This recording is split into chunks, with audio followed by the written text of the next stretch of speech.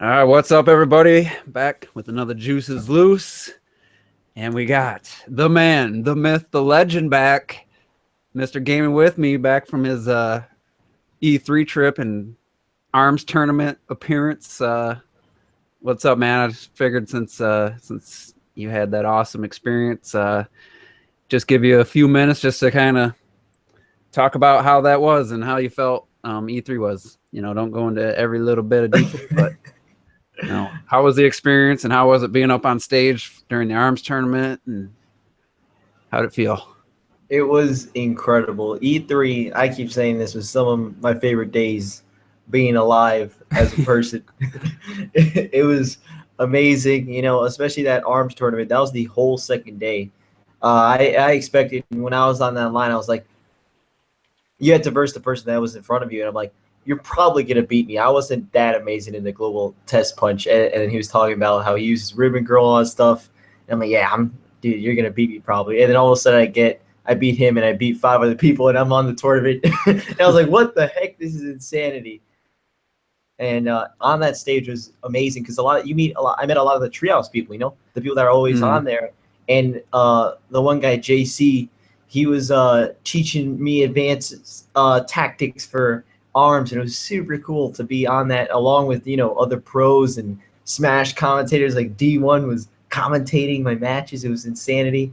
It was amazing, all of that whole experience. And I saw Bill Trinan like behind backstage. He just passes by me like it's nothing. I'm like, dude, it's Bill Trinan. What the? And I was just like, how's it going, Bill? And he's like, hey, how you doing? And it was awesome. I did see Bill Trinan again the next day because I had the VIP access since we were able to compete. They said, listen, tomorrow we want you guys to come out back tomorrow and play for like an hour in the VIP room because we really are thankful for that. I'm like, all right, that's awesome. And then when we went, we actually got to stay for the rest of the day. I guess they liked us that much that we got to stay for the rest of the day. So what did you get to play while you were in that? Well, okay, so basically, since I also had to share with some other the ARMS tournament players, I was mainly talking a lot to some of the treehouse people because I just thought it was super cool to talk to them, and learn about what they do in their jobs. That was just it just be I wanted to know that. And nobody ever talks to them, so why not? Yeah, I thought it was super cool, because I was asking them like what they apparently took like 3 months to set up that tournament, and I'm like, really 3 months? Because the one guy that I was with, he was an awesome dude. Shout out to him, Santa Bourne. Yeah, he basically, we were talking about, and apparently he works like some kind of podcaster with Nintendo Japan, and they communicate with each other. So that then after the last 3 months, he's been working out with the treehouse, like super cool, like things that a lot of people don't care about. It's pretty interesting to me, that kind of stuff, and so I wanted to know about that. And then they were playing Super Mario Odyssey. I got to play the Mario and Rabbids Kingdom Battle there, which was awesome. Saw Fire Emblem Warriors stuff, and then obviously after that we just started playing ARMS, and then we just got into ARMS a lot, and I tried learning more of Min stuff, especially after what happened with the tournament, since I lost to a Twin Tail, and I was like, man, it's like I and then when I was preparing more with the one girl that I was playing with, I was like, man, now I know some more stuff. We need to get back on that stage, people. And I don't know, Zerk had your number there after the second match. I know, well, that's the thing. Yeah, but now I think at this point right now, I think I could take him. I think his best skill is just figuring out people's tactics, and I mean, he was quick to learn what they were doing and counter it. Like, that's the biggest struggle for me. And I have a question about the actual tournament. There was 2 TVs, but it was looking split screen on the feed. Was it split screen on the TV you were looking at? No, it was full screen. Huh. It was, yeah. So I guess they were doing, local play. I guess they were doing local play. But yeah, on our feed it was split screen, so we saw you both fighting at the same time. I was wondering how they did that. So that was cool. Yeah, that I did go back and rewatch like the matches. And trust me, I was like studying those matches with Zerk. I'm like, oh, that's where I messed up. That's I should do that. You never even tried different arms. That's what I was like, man. He figured out your pattern there, and you just stuck with what you knew. Yeah, well, yeah. I mean, none of us had the game, but he was able to adapt quicker, and Yeah, that's what I think. That's what his best skill is, being able to adapt. But I think now I've been adapted to other people's play styles, and I think I can take him on with but still. Well, you guys, I'm sure you can get a hold of him on Twitter or something and set up a. Problem. That would be cool to you guys capture the gameplay and let us know. Yeah. So you said you're talking to some Treehouse people. There wasn't any Audreys or any Teresa's birthday, was there? No Audrey. It was mainly like JC and the one guy the State Board guy, and then in terms of Treehouse, it wasn't that many people, but it was just cool to hear. And like for the last day when they were playing ARMS, it was the guy that was training me, and I did see Mr. Yabuda, the producer. What? I think it's Yubaki, ain't it? I thought it was Yabuda. I don't know. Yabuki or something. Yabuki, yeah, I think it's a Y'all just fucking this man. Voice explosion. We had the first voice explosion. Oh my god! I think it was either you. What is it? It was one of it. Y'all disgracing this man's name. Stop it. Listen, I met the ARMS producer though. That's all I'll say. He spoke Japanese, so I couldn't really talk to him. But I did shake his hand and I bowed. I'm like, how's it going? And that was super cool. We got ourselves all these new hoodies, and these hoodies are really cool because it says on the side, it says 2017 ARMS Open Invitational. Plus, you got a copy of the damn game. And that was another thing that the day after when we were in that VIP, he was like, "Listen, I got one more thing for you guys. We really appreciate you guys sticking around the whole time." And then they gave me the copy of ARMS, and I was like, "Oh my god, this is amazing!" It was just such like an emotional moment for me because how all these things happening one after another, it just built up to that. It's just like, oh my god, this is incredible. And actually, like 10 minutes before that, not literally 10 minutes, but on the other side was Miyamoto, and I passed by Miyamoto. I was like, that's Miyamoto. Oh my god! It's like, man, I want to take a photo of them, and then they're like, oh, well, I told him, I'm guessing we can't take a photo of them. He's like, yeah, they don't really want people taking photos of them. I'm like, all right. Was he taller than you think? Miyamoto, he wasn't actually that tall. It didn't look, if I remembered, he was just kind of, it seemed like, I don't know how tall Miyamoto is, but he doesn't, he wasn't giant. Yeah, that was implying you're short. Yeah, he's trying to make fun of you. No, I know, I am short. I definitely am short, but like Miyamoto definitely isn't a giant. I'll say that. And I wouldn't expect. Reggie's big, man. Like he's tall, and because I did see Reggie pass by. What happened? He's big and tall. Yeah. Dude's let me ask you, were you bummed out that Nintendo didn't appeal to the non-Nintendo fans with this E3? No way. That's a hell of a segue, Juice. Or were you? So what would you say? Who won E3 for you? Oh god.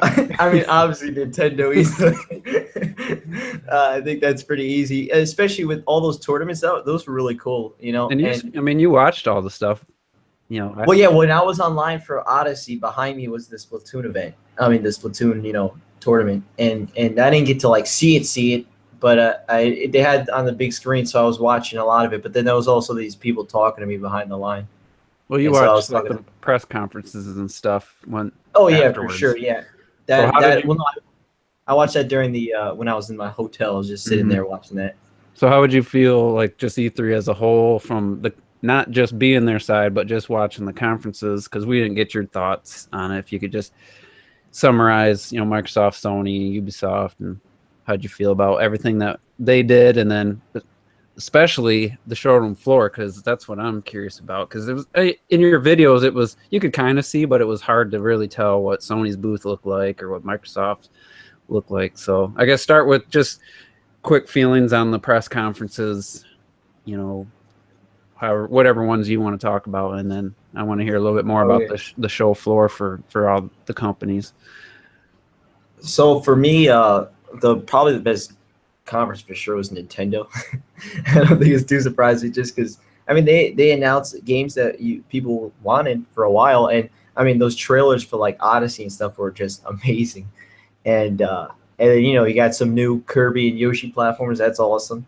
But for me, like the worst easy was EA. I don't think that's also surprising, but they did show A Way Out, which A Way Out looks really good. I do want to play that. And then I think it's tough because I think Sony and Ubisoft are pretty close for me. And then it would go Microsoft because I always say this, that Microsoft now in 2017, in the last few years, all their games I could just play on my PC, and they kept showing, as long as they showed me games, which they did, all those games I was like, yeah, I'm gonna definitely play that on my PC, not on my Xbox One X, which I did see that at the on their booth. Their booth, it was pretty cool because they had like this giant like black thing that would that doesn't sound right. It was basically this giant black booth. And Was it? It wasn't a phallic giant black thing. It wasn't like the most like insane setup, but it's a nice slick setup. And it wasn't, it was just like, hey, we're Xbox. Same thing with Sony. It was just, hey, we're blue. So it's just a bunch of blue stuff. And I saw like Days Gone had like a little like haunted house looking entrance. Yeah, they had a tiny little, for each thing, like they had a little bit, they had like a motorcycle and a rundown kind of building, tiny little, it's literally just like maybe. And there was no line in your video. There was no line. There was no line for that. And I'm not going to lie, I don't even know what that was because that wasn't the game. So it was like. Really? Yeah, that's not the game because that wasn't playable. So I don't really know what it was. Maybe it was just take a photo. I don't know. Same thing with Spider-Man. They had this, it was pretty cool looking. In the middle, they had a Spider-Man thing, and then on the side was this Uncharted Lost Legacy thing. Was anything playable other than Call of Duty in Sony's? That's what I couldn't tell. It was just like Call of Duty, Star Wars Battlefront, they had Detroit. They had, a bunch of VR. They had this one VR section, so it was a bunch of VR booths lined up. And then it was... I mean, just to point out, not only was their conference a repeat of last year's, but all the games are coming out 2018 or and beyond, then they didn't have anything playable. I would have guessed Spider-Man. Yeah, I was hoping Spider-Man would be playable. Nope, no God of War, none of that. And they had Knack 2. You didn't have to reserve for Knack 2 because you had to reserve for every single thing except for like 2 games. And those 2 games were like Knack 2 and some other games. Did you see Knack 2? I did see it. It looks I hadn't even seen a trailer for it. I didn't even know it existed until someone called me out when I said Sony didn't have any exclusives left for the year. And they're like, oh, they do Knack 2 and Gran Turismo. Gran Turismo, I wanted to play the Gran Turismo VR because you were able to hold the steering wheel. But like as soon as I went to reserve it, it would sell out. I was like, Anyway. So that was the one part that was kind of bad about Sony's booth is you had to reserve everything. And literally, if it was at 9:30, everyone that was online waiting for the show floor to open would raise their phone up, and everyone would be like, start cheering because it opens up and then it closes.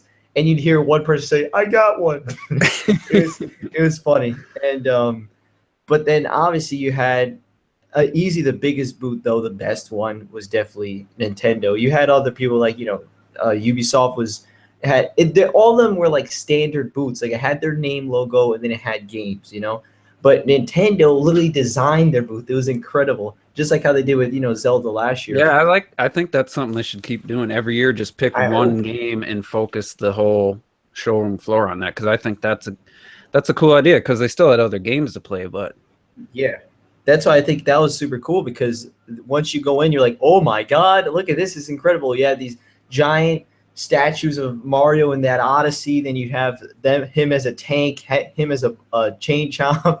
So cool. And then of course the whole place was designed as New Donk City, and even the floor had a design. It was crazy. And they had the crazy cap. Could you see like the treehouse while they're recording, or was it like up? Yeah, it was up on the stage. Like you see it like up on a stage. They were much higher than us, but you saw them, yeah. And same thing with the crazy cap. It was cool because you would literally get caps from there.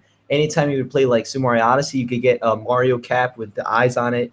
For arms, you would win a if you won, like if you did that, like the 5 wins, you would get like that cap that like had an arm and it says arms on it. Pretty cool. They gave out shirts and stuff. They gave out a lot of stuff, and that was one of the plus things about that place. And it was cool because they had, obviously the biggest was Super Mario Odyssey, which by day 3, I don't know what people were doing, but apparently day 3 is when everyone was like, okay, let's play games now. They ignored day 1 and 2, but day 3 everything was packed. I don't know why everyone waited, but for some reason they did. It's like that at every convention. That last day, everybody's like making a mad dash to get on it. Yeah, because they didn't get to play stuff the first couple days. And I know Breath of the Wild, the 3rd day last year was the Stampede day. I tell you what, it's crazy because you know what? Maybe someone has a record. I'm sure they do, but it was the same thing for when it goes to Nintendo. The 2nd and 3rd day when I waited there, everyone just walked to Nintendo, walking to Nintendo, zooming because they had to get an Odyssey, while everyone in the other booths were taking videos of the people running to Nintendo. And that was so funny because that was literally day 2 and 3, and I would imagine day 1 also, And that was so funny because that was my intention too. I'm like, all right, I'm gonna just go to Nintendo right now, and then I would just zoom because 2nd day I went to go play the tournament, and 3rd day I was like, I'm gonna just go to Nintendo's booth because I feel like it. I don't know, and by the time that 3rd time, the line was massive for Super Mario Odyssey. Like you couldn't even play it probably. It was like what? That's crazy. I don't know why people waited because day 1 I waited 3 hours, but 3 hours is nothing compared to it's 8 hours. Like what happened? What happened between day 1 to 3? And like, I would assume people would start heading home after the first 2 days, like John Shaw said in the chat. Usually, well, some of the ones he went to, day 3 was not as packed, but yeah, the media is out of there usually. Well, I saw day this had 3 fans and stuff, so I think that'd be a different situation because people didn't said I'll play it the next day, and then the lines were too long, so day 3 they're like, I got to get there. Yeah, maybe that's probably what it was because I know for me, I was just like, I actually said that I'll play day 2, and then I was like, I got 3 hours left. Forget it. I'm just gonna play Super Mario Odyssey now. I'll just wait it, and I just waited it, and I played it, and I had like a half an hour left, and there was by a half an hour, usually things are already cut off because they're like, listen, this line is too long. You're not gonna get on, so they usually cut it off by then. And then after that, I just started watching Call of Duty World War II gameplay before I got picked up. I was just watching it. And the game looks good. I'll say that. It looks like older Call of Duty. Pretty cool. Cool. So anybody else have any questions for Rob before we move on? What the hell's that? You guys hear that? Yeah. Yeah. What the hell is that? Who Who are you calling? It ain't me, bro. Oh, somebody's calling me. Yeah. Somebody got to be calling you. Out of a million times I'm on here, the one time I'm not using my headset. Yo, I mean, this is ridiculous. man, why you so popular? Oh boy. Nobody ever calls me unless I'm doing something like this. See, why are you so popular, man? Somebody said that Polygon has a video of the Stampedes for Mario, but I'm on the website for Polygon. I hate going there, but I don't see it. That's what I'm saying, man. There was definitely when I mean literally everyone would always just go to the Nintendo line, and it's crazy because it's basically in the very first 10 minutes of E3, it's basically Nintendo Con because everyone just goes there, and then after that, everyone's like, "Damn, line's too long," and then that's when they start leaving. What do you think will be next year's theme? Someone said Metroid. I don't know if Prime 4 will be ready, but that would be a cool theme for sure. That would be very cool. I don't know when you think about it. Can I make a prediction? Go ahead. Metroid Prime 4 will be at next year's E3 visible, and it'll be out that holiday. I wouldn't bet against that. You're saying 2018? Exactly. 2018? 2018, right here and now. First of all, I'm one of the few people that had faith in it being, announced. Yeah. It was. And now I'm telling you, it's going to be a holiday 2018 game. That would be cool if that booth would be decorated and whatever the main theme. Oh my gosh. That would be awesome. I might have to try to go next year. Well, I tell you what, Odyssey, it even had a day and night cycle in the booth, so it would That's crazy. turn. It would go dark and then it would start to storm, so there would be flashing of lights. It was super cool. That's Well, crazy. since we're talking about Metroid, we might as well hit the next topic since we're right here. I got to give a shout out to Rob of Rule of Two. He made a really good video, like something I didn't even think about. Which, as soon as I saw the title, I was like, why didn't I think of that? Like, that's perfect. And if anybody hasn't seen it, it's basically now that we know 2 Metroid games are coming, like we want, like we thought they should be. Is it okay maybe for some people to go back and now you can try Federation Force, because the main complaint was, well, this isn't the game I wanted, and I'm not going to support this if I want a real Metroid game, and now we're getting 2 of those, one this year. So his point was maybe some people, maybe some Metroid Prime fans especially, should go back, check that game out if you can find it cheap, used or whatever, because the story, is going to have a small tie-in to, I'm guessing, Metroid Prime 4. And so I wanted to get your guys' take on that, because I think all of us, well, Terrell, I don't think you got Federation Force, but No. I think that's a really good idea, because other than the online co-op, maybe you won't be able to find people to play right now unless you got some friends together.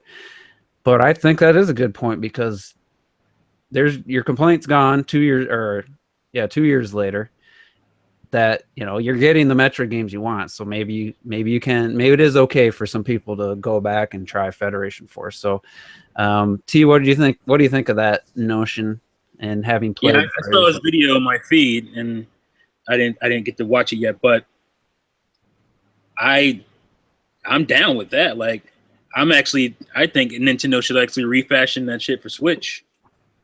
Yeah. Put it out sometime at the end of this year or something.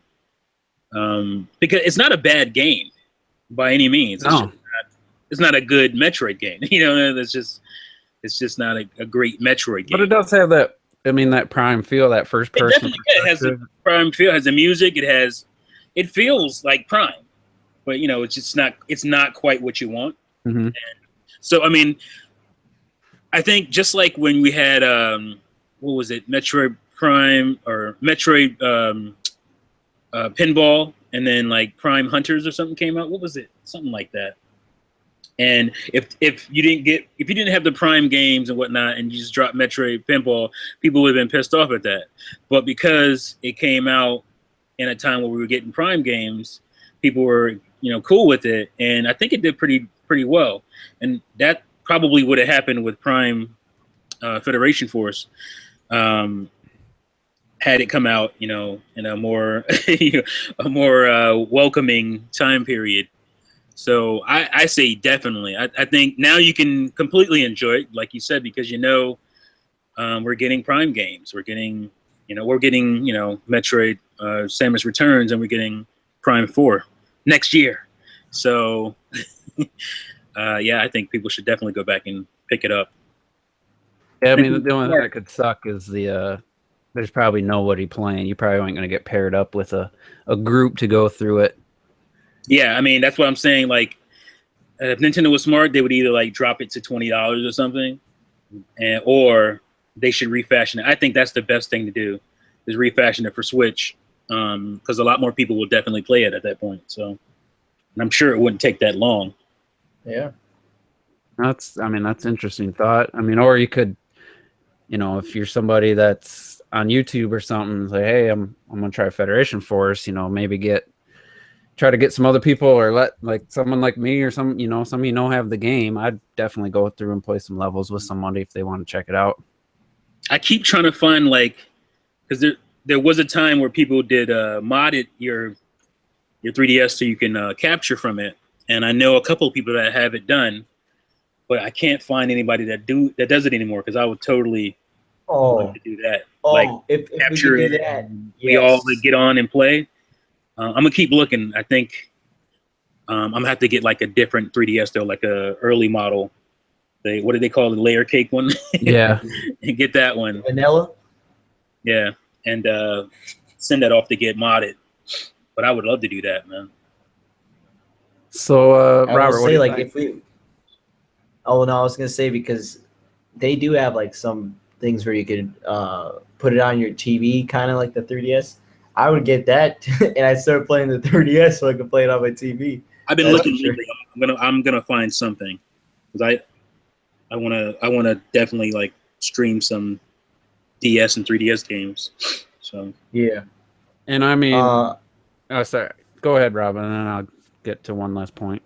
no, I was gonna say that I think that actually would be yeah, that'd be a pretty good idea to have like Federation Force maybe bring it a Switch because I me and don't. I Terminator don't think. Juice we played it. I know, but I just don't think even on the Switch, I don't think that it'd be worth their effort. But I mean, it'd be cool. I think it'd be the way to play it and have people online. But I don't know how they could do it without reopening that wound. So, I think but the wound is closed for good, man. I think people are excited and happy for. I know. Yeah, I think so. But I think it's a good idea. Like if you got a 3DS and like someone said it's cheap, even the new version at Best Buy is cheaper than used. So I'm gonna go on Best Buy right now and see what Federation Force costs. But I thought it was like it really felt the way the viewpoint and the controls. I thought were done really well. The sound design was great. I didn't even notice the damn chibi art style or anything after like probably the first level I played. I didn't even notice it anymore. It's just because you're behind the visor and it just became like, a handheld version of Metroid Prime. It didn't have the full Prime experience feel to it and the level structure and stuff, but it's the individual levels. There was some really standout ones, some that were a little tougher, but it's $30 game new. If you got the Gamers Club on Best Buy, it's $24. I mean, yeah, so you can't be mad at Nintendo for not bringing Metroid anymore. So I thought it was a really good point. I wanted to give Rob. I know he gets a lot of views anyway, but I just thought for the audience here for a discussion, I thought it'd be interesting to talk about that. And it probably ain't coming to the Switch. So if you're a Prime fan who waited on that game, I think it's worth checking out, especially for $25. It's a pretty good game. Yeah, I'm looking at the options for capturing, and the lowest is $300. Yeah, Nintendo's got a way to do it, but it seems Obviously they have a special device that plugs in. Why they don't want people to have that. Like, just release something for people. So they can capture 3DS. I mean, 3DS has done well, but it didn't do near as well as the DS. But not that much money, but I don't know if I want to spend that. No. Maybe I would. How many games really? I mean, it's got a little bit of a future, I think, but with Hey Pikmin and the Metroid game, I don't know that 3DS has much past that though. Probably not. So, that's the last thing I was going to say. I feel bad for anybody that maybe traded in their 3DS or got rid of it. Like, it wasn't that long ago. I'm thinking to myself, why do I don't need this 3DS anymore, but I'm so glad I kept it. I've always gotten rid of my old handhelds. I've never kept a handheld. I always traded in towards the next one. And this would have been just like, I get rid of it because I got the Switch now, but I would have had to rebuy it because there's no way I wasn't going to play Samus Returns. That was actually one of Nia's tweets that she, I don't know if you saw it or not. I think I did. Where she had like the Samus amiibo next to her 3DS with the Metroid Samus Returns video queued up.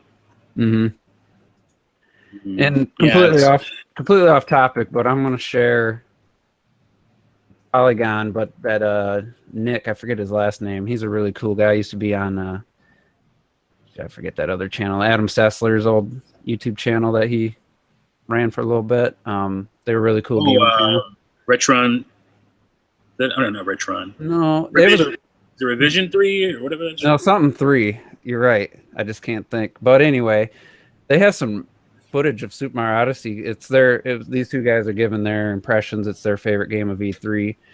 And there's some footage on here that I haven't seen. Treehouse didn't even show, and it's freaking incredible. There's this you know, like those mini challenge rooms. I think in I don't know if did Galaxy have those or was that just 3D World, where you had to like a time limit and you had to like do something real quick within like 10 seconds. No, 3D World had that. 3D World had Yeah, that. I knew it was 3D World. I didn't know if Galaxy did, but this one went from going in the pipe to 2D. He had to collect these music notes in time, and then the next set of music notes appeared in the 3D realm. So you had to go back in the pipe, come out into the 3D realm, and get the rest of them to get the half moon. And it was, I mean, just clever. Plus, they're using the gravity mechanics in some of the 2D levels.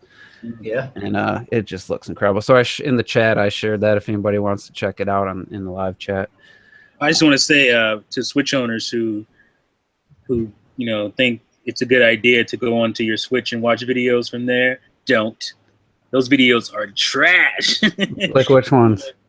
All of them. The quality of them are terrible. I'm talking like Daily Motion terrible. Really? I was watching some trailers and stuff. I didn't think. I went from like even YouTube looks better, and I'm like, wow. I was watching trailers and stuff on there and did not look good to me. That's crazy. I watched the Yoshi trailer and stuff, and I mean, it wasn't quite as sharp as I guess on my computer, but because I've seen other videos where I felt the same, but this time for this one, I was like I'm talking about even my smart TV looked better. Really? Yeah. Huh. Yeah, I didn't watch any like E3 footage or anything, but I was watching like E3 stuff, like the trailer and stuff. The trailer from the and don't do that.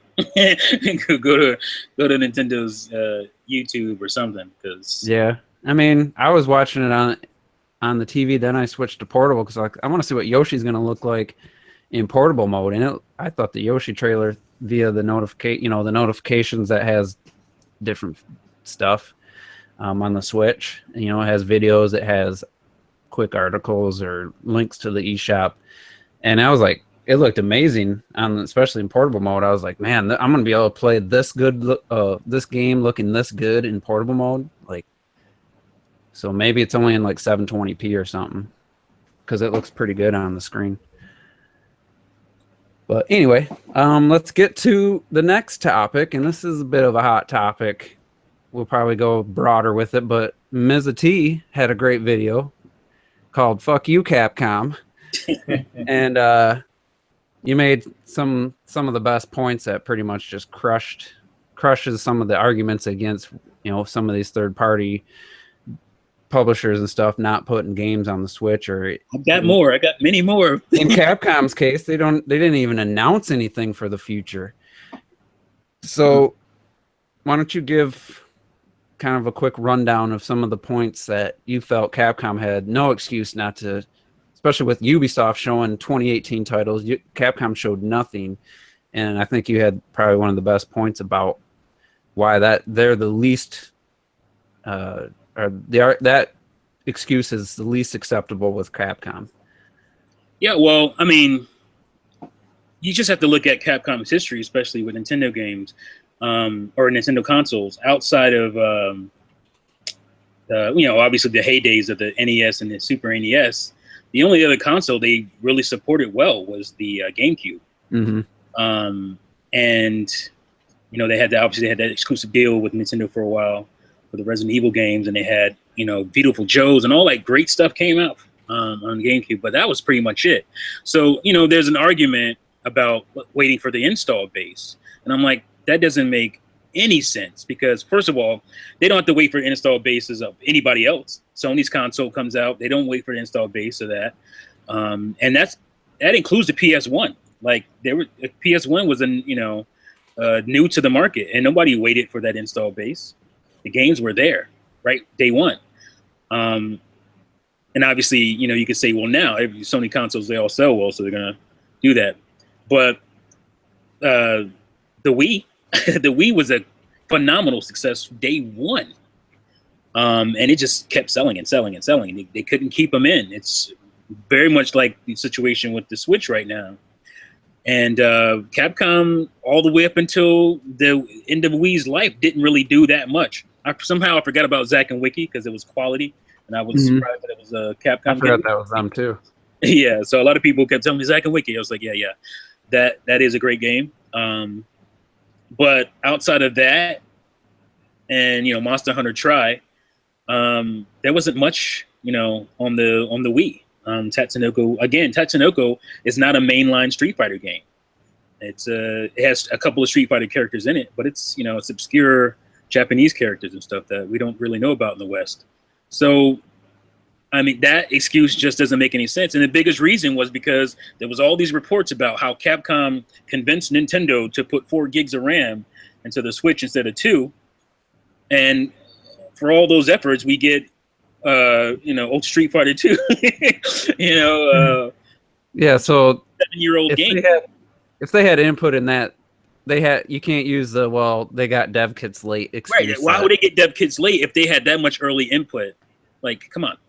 That makes no sense. And I don't want to sneakily take a shot at OJ. I'm just no, it's OJ. I mean, I said his name in the video. Yeah, he's the one.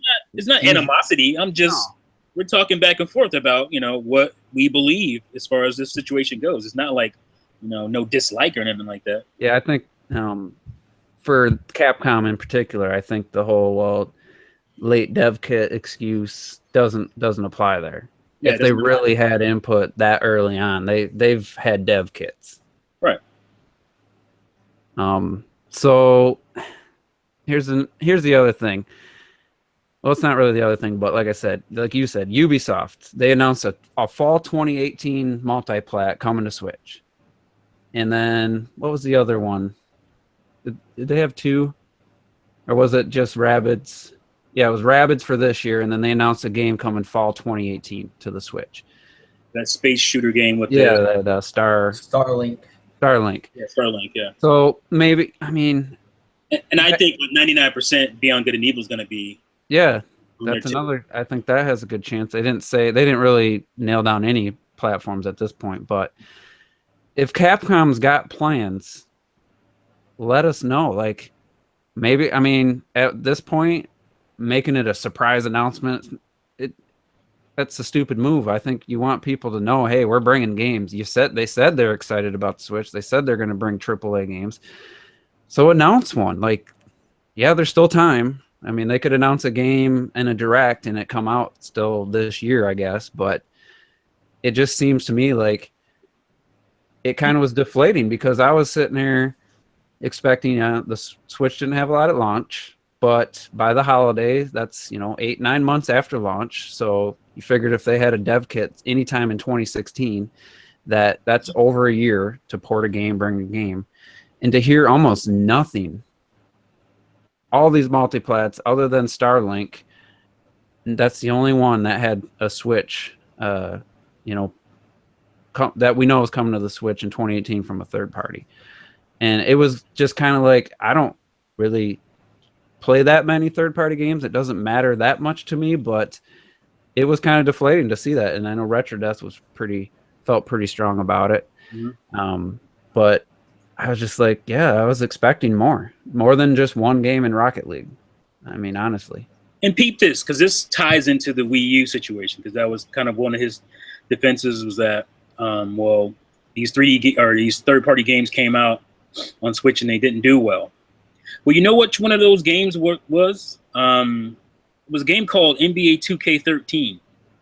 And it came out on the Switch. It wasn't a bad game. I thought it was Wii U? Or excuse me, on the Wii U, right. It was one of those games one of those 30 or so third-party games that showed up. It bombed. I think it maybe sold 50,000 copies. And what was one of the first games, third-party games especially, that we knew about for the Switch? NBA 2K. Exactly. So you can't say, well, these guys aren't showing up because their game bombed or any of that stuff, because NBA 2K13 bombed on the Wii U. And it was one of the first games we knew about, NBA 2K18, for the Switch. So, again, like, some of this stuff doesn't mesh together. It's a new system. There's a new life to this system that Wii U never had. And OJ himself, he said that because people were saying, oh, it's, the Switch is going to fail. The sales are going to tank just like the Wii U. He would say, well, this isn't the Wii U. but yet he's using the Wii U to make points for why the Switch is going to get games later. And You can't pick and choose. If you're going to say this isn't a barometer, you can't use the Wii U as a barometer for Switch. Then you can't use that Wii U third-party situation either. Because if you look at the Nintendo 64, it didn't do well with third parties, but the GameCube did. So you can't look at the N64 and say, well, because a lot of third parties were there early with the GameCube too. So I don't know. You can't have it both ways. Yeah, and I mean, I want to get Terrell and Robert into this conversation at some point. The big thing about Wii U was obviously it was the power gap was big, but it was the architecture. Mm-hmm. It's just not easy to port, this and that. Well, the Switch is easy to port. It's already been proven. It's got modern architecture, Unreal Engine 4 support, and I'll go to Terrell with this one because you probably can relate a little bit more to this. Dragon Ball Z Fighter Z uses the Unreal Engine 4, and they just came out and said, well, if enough people demand it, they'll consider it, but it won't be day and date. The game's 20% done, uses Unreal Engine 4. That doesn't fly with me at all. Why wouldn't it be day and date if it's only that far along and it's Unreal Engine 4? They should have it up and running on the Switch in a week, if not, probably not even. Just like Snake Pass.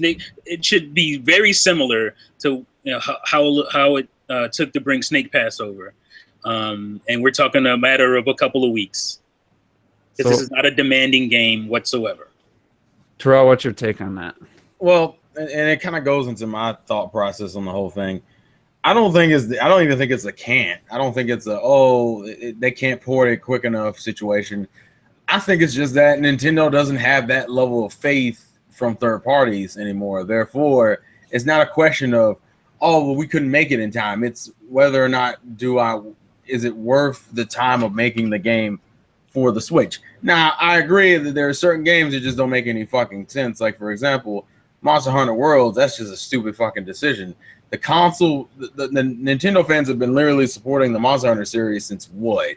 Mm-hmm. Ever since the PS Vita lost it, or the PS3, when they lost the game, when they lost Monster Hunter for a while, and Nintendo picked it up, and they were selling like hotcakes because Capcom kept cranking them out, and then all of a sudden we get to XX that doesn't even have anything about localization, which was already a problem in itself, because if you realize, Monster Hunter Stories is also being localized by Nintendo of America, and I think that's what it is. I think the running thing is that the reason why I think people are saying waiting until 2018. I mean, yeah, 2018. I almost forgot what year it was.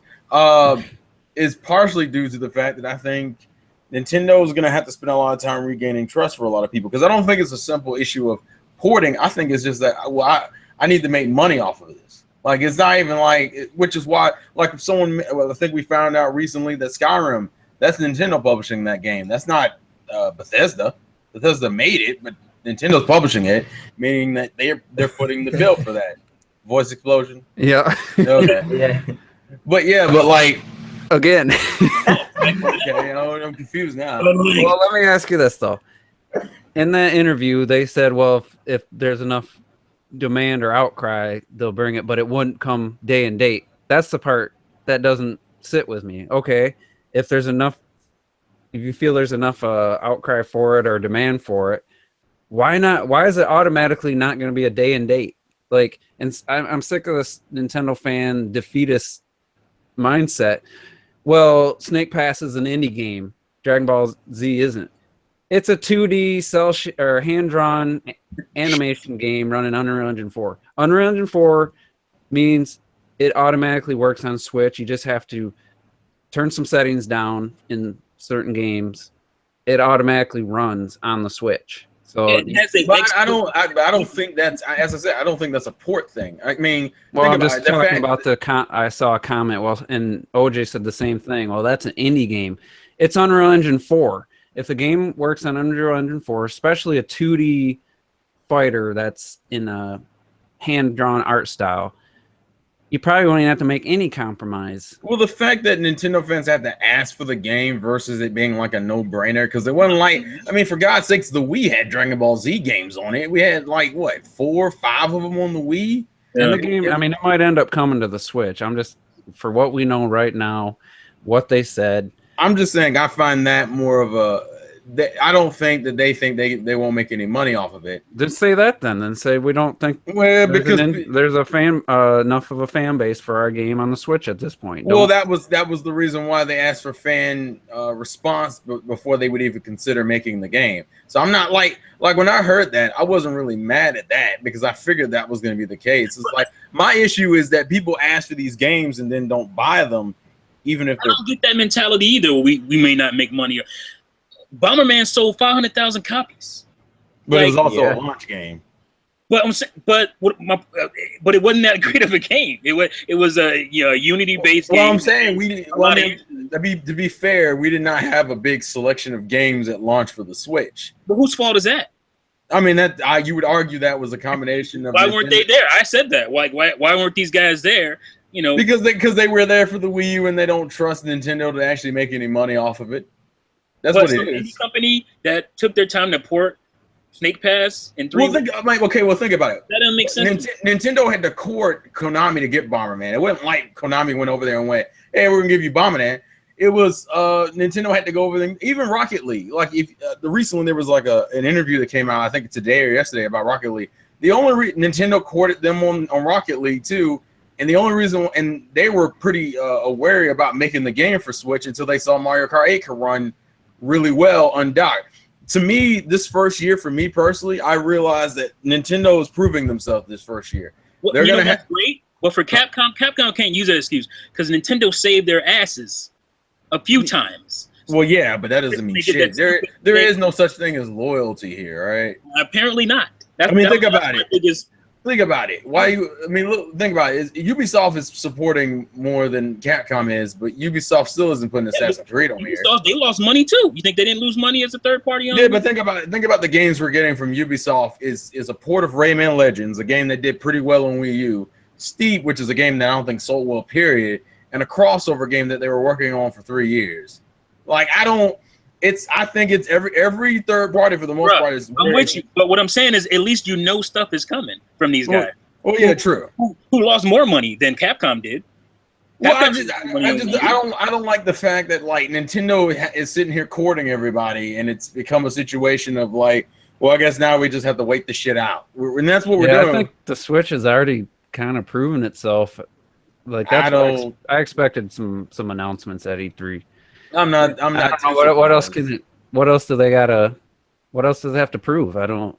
They had I think at this point, and I think this was the issue with the Wii U, is that granted it wasn't as apparent because third parties were willing to give them a pass because it was like, all right, look, it's a relatively powerful architecture. It's pretty close to what we're dealing with. The problem was that it was just hard as a pain in the ass to develop for, hence why none of the games were optimized. And then I think the reality of it is it's just a time constraint situation where it's like some people got their dev kits and were still like out on the fence about whether or not they wanted to put the game on the console. I understand why there wasn't launch titles, but now I'm talking about like even E3 announcements.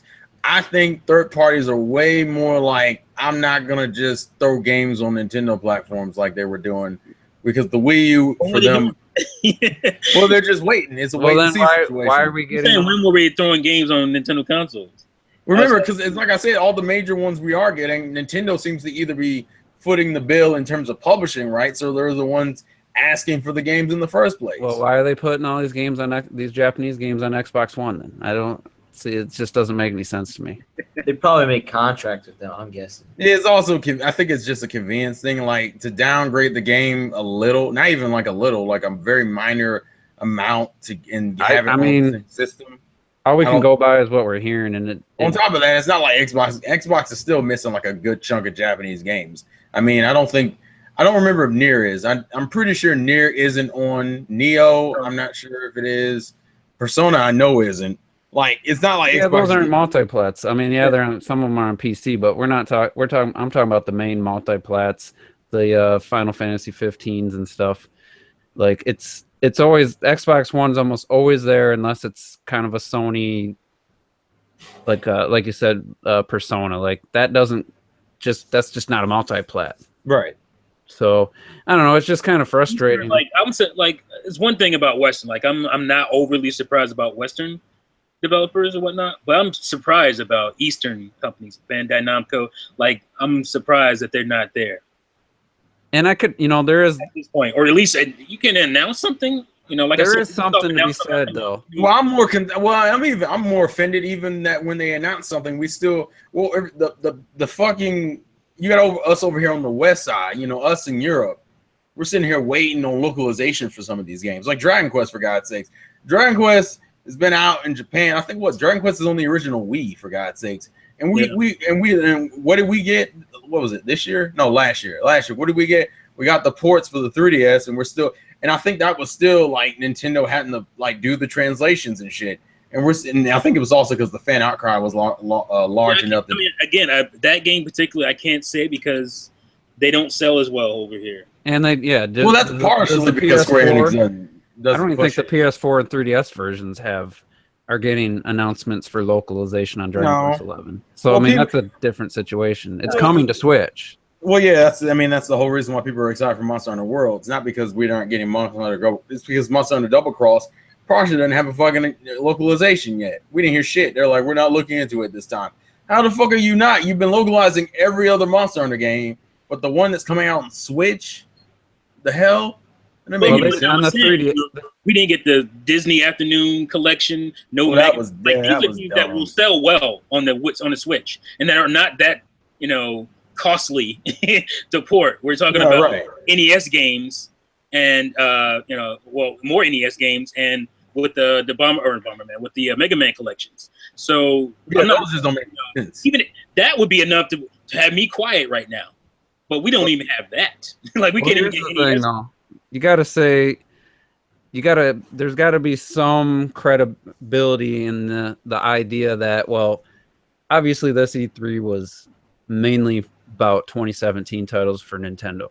Mm-hmm. So people that are saying maybe there's NDAs and maybe this wasn't the time that Nintendo, because they got a pretty full lineup for the rest of the year. Is pretty cool. No, I'm not complaining about anything. So maybe, we'll have to wait and see. I'm not going to give them the benefit of the doubt, but I do acknowledge that there's a possibility that some of these games, I was talking with Nintendo, they decided that not to announce them now, but for gamers like us, you feel better about buying a Capcom game in the future like Street Fighter, if you knew there was good support coming and there wasn't a wait and see. Because right now I'm kind of upset that I bought the game because I don't know if they're going to support. Like I done gave them my $40 and I don't know if they're going to support the Switch going forward. Like because you heard all that, maybe. But like Resident Evil 7, like if that's being worked on, or just announce it, like that's not going to be no big deal. Yeah, nobody's going to be. Oh my god. So for me, and I want to get Robert. He hasn't said anything on this topic, but for me, it was Monster Hunter Worlds and the Dragon Ball Fighter Z. They didn't have the confidence just to put a Switch version out for games that I think are just screaming for a Switch version. So what do you think, Robert? I agree with basically what you guys are saying, that easy the most one that's at fault is Capcom. That makes zero sense. But you see other things like more and more games get announced at E3 that you're like, man, now one is getting like a Switch launch. No one wants to talk about it. Come on, guys. Like, not even one. And maybe, again, the only thing you could say is like, well, maybe because they've been in for development for so long and maybe they're really far into it. I don't know. But like, if this is not okay, so if their games right now are not on Switch, you basically have to look and kind of do that wait and see approach for their next game. If their next game is not on Switch, then it's just like, yeah, you guys are stupid. Why aren't that makes no sense. That's why I think, like, for instance, like any developer's next game, not this game, but the next game, if that's not on Switch, then it's just ridiculous. And they are crazy for some reason. I don't know why.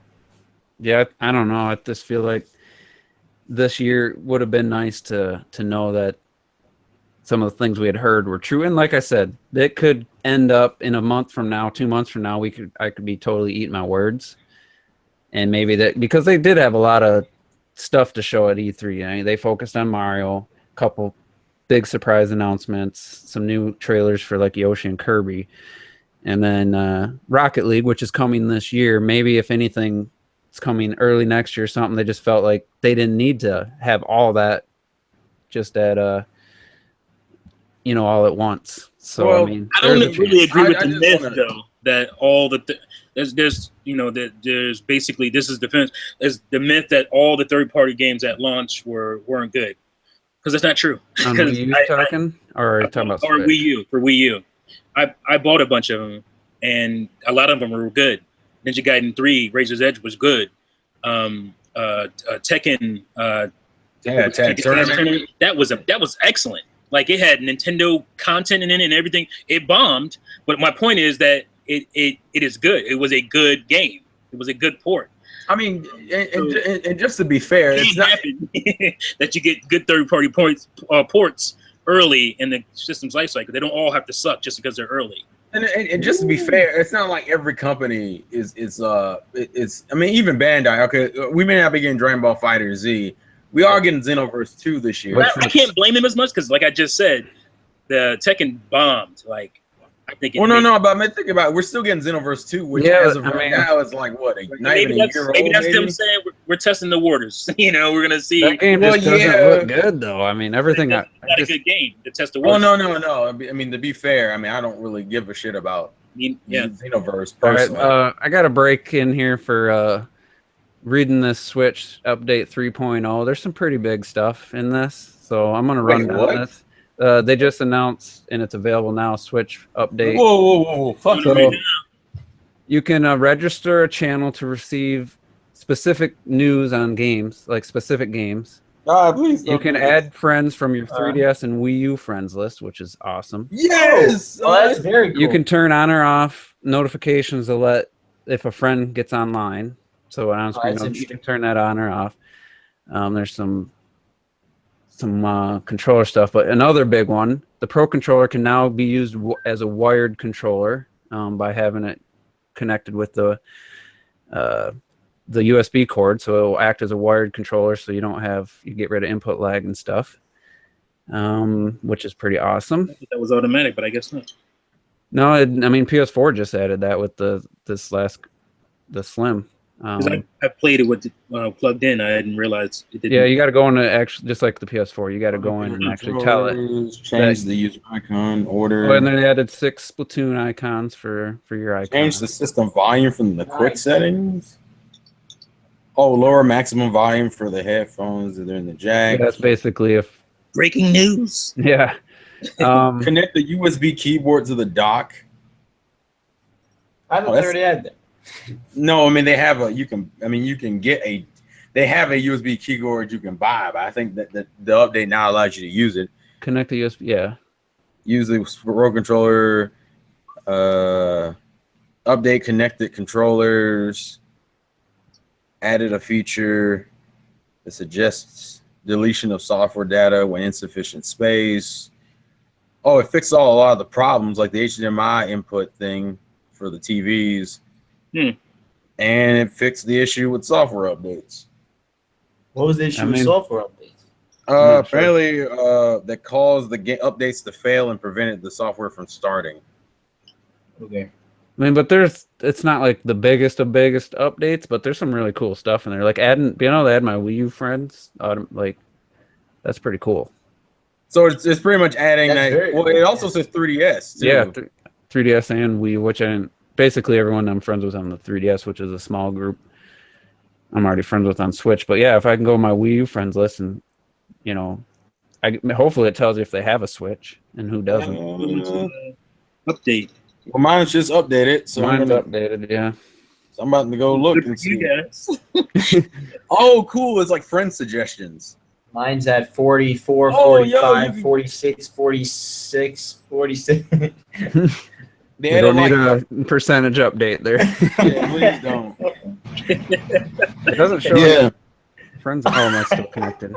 Yeah, I mean, sorry, we just totally got off there, but yeah, that's cool. Like the icon, it shows a phone icon. from like Metopia. It shows a 3DS icon, shows your 3DS friends. Dude, that's cool. Um, That's a little So stuff I can like, definitely yeah, does. these are people I haven't added on the Switch, and it just shows only people that has a Switch. So I mean, it's good stuff. I like it. Yeah, I'm Yeah. adding people right now. I'm gonna send a friend request right now. I'm gonna send it for You don't need no friend codes, people. Am I already updated? I don't know what the hell's going on. I Just went go- to the. I went Oh, I to the can add, settings. now I can add Twilight. I didn't even add it Twilight. I forgot. added him through the recent players, but that's cool. Me too. I forgot to do it. I almost want to switch to a Splatoon icon now. No, you don't. I gotta Check keep them my out. Kinky slider to have hope that Animal Crossing Switch will come out next year. It even tells you. You know them through the Wii U Yeah, these are some pretty cool Splatoon because icons. someone already sent me a damn friend request. What are you, popular? Yeah, you bastard. But still, we still got the friend codes issue. But damn it, this is an improvement. I mean, at this point, That's pretty good. I'm about to say being now. able to add recent players, add your Wii U friends. I ain't too worried about the 2 or 3 times I've had to use a friend code. Yeah, I haven't really had to do it, so I haven't really worried about it. And then I know they already. Complain about how this should have been day one. They should have custom I don't want to hear that icons. when the PlayStation 4 just recently got the update to use external hard drives, for God's sakes. Which Mhm. was something the They Wii, should have, which is something I think the Wii U could do out of the box. Yeah. Yeah. How cool would it be custom icons? Like you could put your own photos. That'd be pretty cool. Because I know the PS4 I'd like to does that. pick Have like a game, background or something. Yeah, well, because also since the PS4, I have I have a raptor from Jurassic World. Oh, that's cool. And then, wait, did they already give notification for friend requests, or is that something new? Yeah, I like- this is cool. I like being able to turn off it. Like if this friend's on, like it says 4 friends online. I thought maybe it's gonna say who was online. No, But it also says like you can Upload. you can change it to where it only does like your best friends instead of your just your friends. It'd be cool if it like Terrell signed on. I might want that. See, Yeah, for, now, like, best now friends. we can't tell. Someone has to get off and then get back on. It just told me I again. had 4 friends on. That's all it said. Well, I mean, I'm just. Oh, okay. But anyway, let's get back to. I'm fucking distracted. Let's wrap this topic up because and this is, no, like I don't want to start nothing, but I have a few counter arguments to a couple of OJ's biggest ones, and that's looking at the Wii U launch titles, how shitty they were. Obviously, they sold bad, which I think is just the only thing that these publishers are looking at now. But talking about how shitty they were and rushed and this and that and late dev kits by holiday this year, and maybe even already, the whole got dev kits late stuff that doesn't apply to me. That I don't think that applies to any game that comes out holiday this year or later. Because how long would it take to port the damn thing when it's supposedly Miyamoto said, a year tops for third parties. So Dragon Ball Fighter Z, 20% done, not coming out till 2018. Any game coming out 2018, you can't say, well, they got their dev kits late. I think there's no excuse other than they just don't think it's going to sell. And just say that. I don't need to hear they got dev kits late. At this point in time, I don't think that's an argument anymore. I don't think, especially come holiday and later, 2018, to me, that's not even a factor anymore. So, I don't know. What do you guys think? It depends on. To me, it depends on the third party.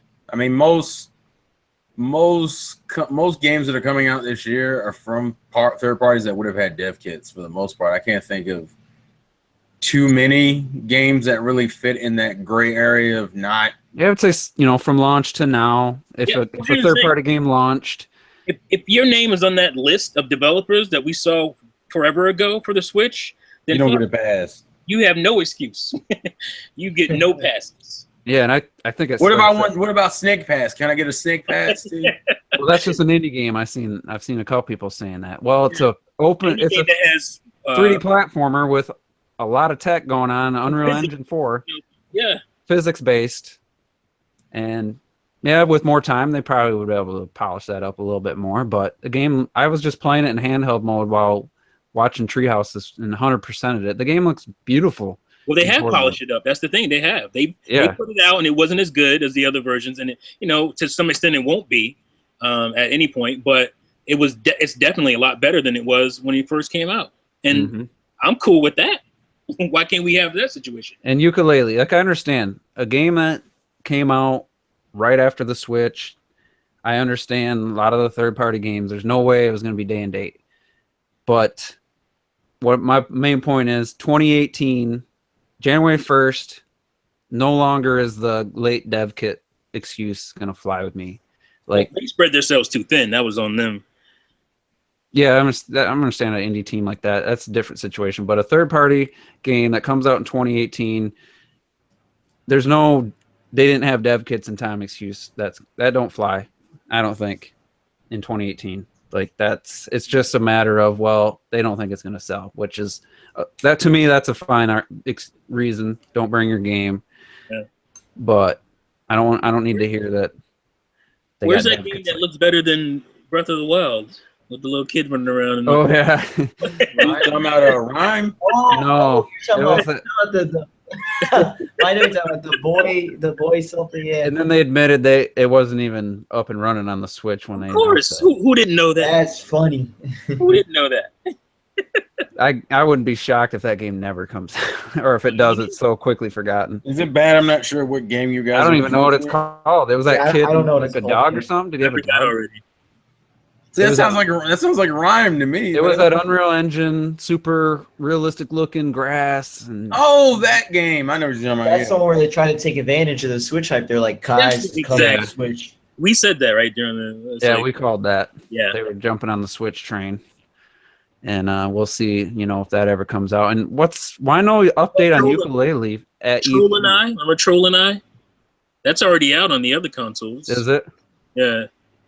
Jesus. Yeah, like I said, I understand in this first 6 months, I understand games aren't going to be day and date. Yeah. But you get to a point where Seasons of Heaven was the name of that game. Thanks, Subliminal Lime. But it's going to get to a point where what's the next excuse? Like I'm done making excuses for third parties. I have a PS4 or PC if I really want it. Like I bought Watch Dogs 2. I paid $21 new for that game. That's what I'll do. Like if I see a game looks interesting, but hey, we're not going to bring it to the Switch. Well, you ain't getting full price. Dragon Ball FighterZ, that could be an amazing fighter, but because of this, I'm not going to buy it at full price just because I feel that should have been one of those games where it's like, yep, we're bringing this. And the one little caveat there is they didn't want to trample the Xenoverse 2 sales. So maybe they're being a little. Why not keep Xenoverse 2 and give us that instead? Like, why are we getting Xenoverse 2 this late? Again, a late port. We don't want those, right? No. Yeah, I don't hear anybody complaining about that being a late port. How does that make sense? Like they're like, fighters, but here's Xenoverse 2 for the Switch, guys. You got to get that one. It's like that. Just I don't know anybody sense. That wants Xenoverse 2. I have heard anybody talk about that game. It's like that's because it's fucking Xenoverse 2 and Dragon Ball Xenoverse as a game series is an ass. Not very good. If they were smart, they would cancel that and say, no, we're gonna bring in fighters instead. Like, well, you want to know why we're getting Xenoverse 2? You really want to know why? Because the shit didn't sell well. That's why. Exactly. It didn't sell well. They think they can make a few dollars off people don't know any better. And that's and then they're gonna get pissed off when it doesn't sell well over here either. There's no way that game's gonna sell with the fighters with arms being on. Well, I do want to talk about that a little bit later. Actually, the next topic: arms being a 3D fighter, Pokken Tournament being 3D 2D fighter, and now you're bringing up Xenoverse, which looks just terrible in comparison, like just from a graphic standpoint. And it just seems like the bad choice. A 2D fighter with that awesome hand-drawn art, Unreal Engine 4 just seems like such an easy decision to make there. I don't know. But anyway, it's enough talking about third parties. Let's talk about ARMS, because after this weekend, especially Saturday night, shout out to Twilight Bites. It was great talking to him again. It's been a while. We had some good matches. I was getting my ass kicked. I think I beat Terrell maybe twice. You think you did. You beat me once, son. once. I think it's twice. Yeah, he over there looking at his notebook. But I'm checking. here's and this is the title of the podcast. Is ARMS the new Smash? Now that doesn't mean is ARMS replacing Smash, but I mean, is it on that level of party game, but also really competitive and super addictive where you don't want to stop playing and you just keep playing? And, you know, and it's Nintendo coming what? How many 3D fighters have they ever done, if any? Can anybody? None. Well, they did Hogan's Alley 3D. Oh, shut up. But my point is, It went all their loud. first foray into a 3D fighter, and to me, it's one of the best 3D fighters I've ever played. Like, it just works so well in a 3D space, and It's pretty too. It's a pretty game, and it's beautiful. So, is it a new Smash Brothers? Is it another Smash Brothers? Do you think it'll have life? Obviously, it doesn't have the franchise character, the mascots and stuff, but I think for me it is, and we'll see how long it lasts. But at this point right now, I feel it is in the same echelon as Smash Brothers as far as the reasons I like Smash Brothers. To me, it's more approachable than Smash even. You know what I'm saying? Like for the average just person playing, because I mean there is there's depth in both of these games, but you just look at ARMS and you're like, well, I can play that. I can swing my arms, you know. So I think it's more approachable even than Smash. So I would say yeah. Robert, Terrell? I'm conflicted because I feel like it's too early to really make that kind of statement. I will say that it has a very high potential to be like that because of the future updates, and I think that's really what's going to dictate it, how the future updates go. If it adds in the new characters and new modes and it's a consistent stream, it definitely has the potential to. I think it just depends on how, because to me, I think the biggest problem with ARMS right now is that the single player content is kind of lacking because it's like people were like I mentioned, I found out earlier before, if you do Grand Prix, it's almost like Street Fighter V in that all you gotta, there's no reason to beat Grand Prix on the hardest level. You beat it at 4 to unlock ranked, and you get picture images at the end of the Grand Prix, and that's about it. And everything else you're doing is just grinding to get more arms, which is like the game is so multiplayer focused, unlike Smash Brothers that had a good single and multiplayer balance.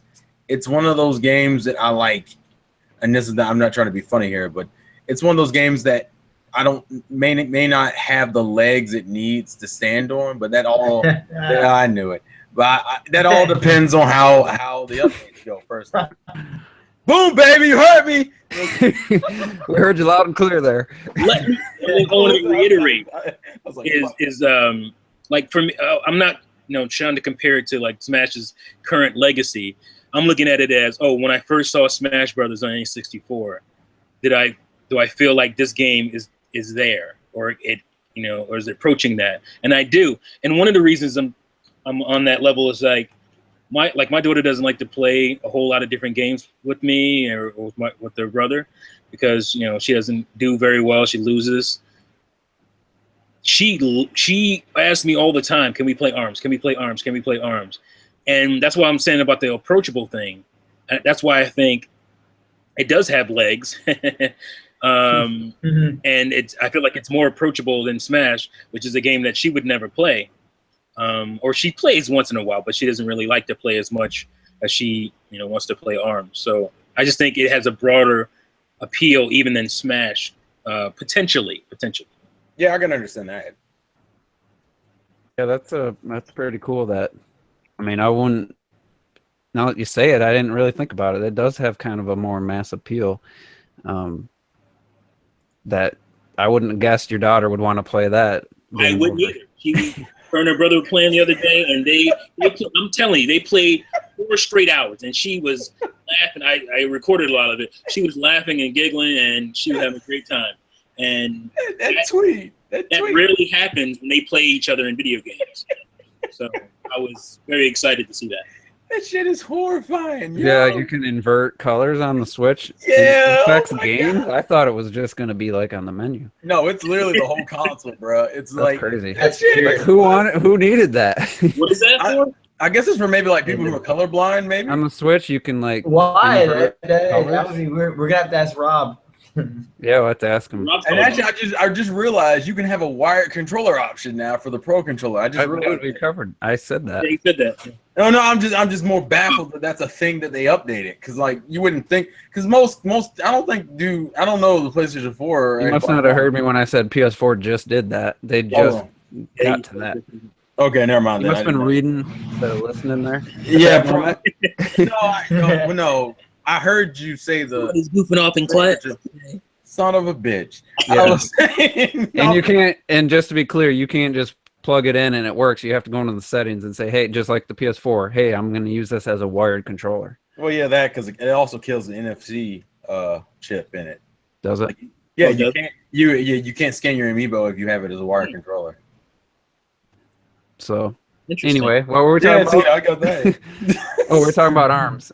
So Robert, let me ask you this: A, is ARMS, could it be a new Smash? And B, if it is, how incredible is it that Nintendo did it with 100% original new characters in this game instead of reverting to the old mascots like they might have in the past, or with Smash they did?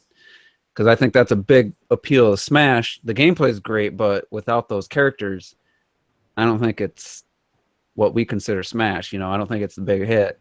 ARMS doing it without, known mascots, with all new characters. You say it'd be like PlayStation All Stars, basically. So what do you think, Robert? This game be Uh-oh. as big as Smash, but I think it just depends. Releases, like how will the game Robert, you're actually breaking up. stand? You're breaking up. You got something downloading? No, Huh. Yeah, you're cutting can you out. hear? Sound you hear me now? Bark and bite. Yeah, go ahead. Try it again. How about now? Yeah, it seems all right. Okay, so I was saying that I think ARMS can be as big as Smash on how when Smash comes out. When Smash actually releases on the Switch, just jump boat off of ARMS into Smash, and vice versa. That'd be the interesting Yeah, thing. that'll be. And If I think it. still play ARMS after the Smash comes out. That's a good point. Yeah, that's a huge thing. That's why, because I don't know what the split was for Pokken and Smash, on Wii U, but Pokken was so far into the life cycle, you didn't really have a chance to see what it was like. Mhm.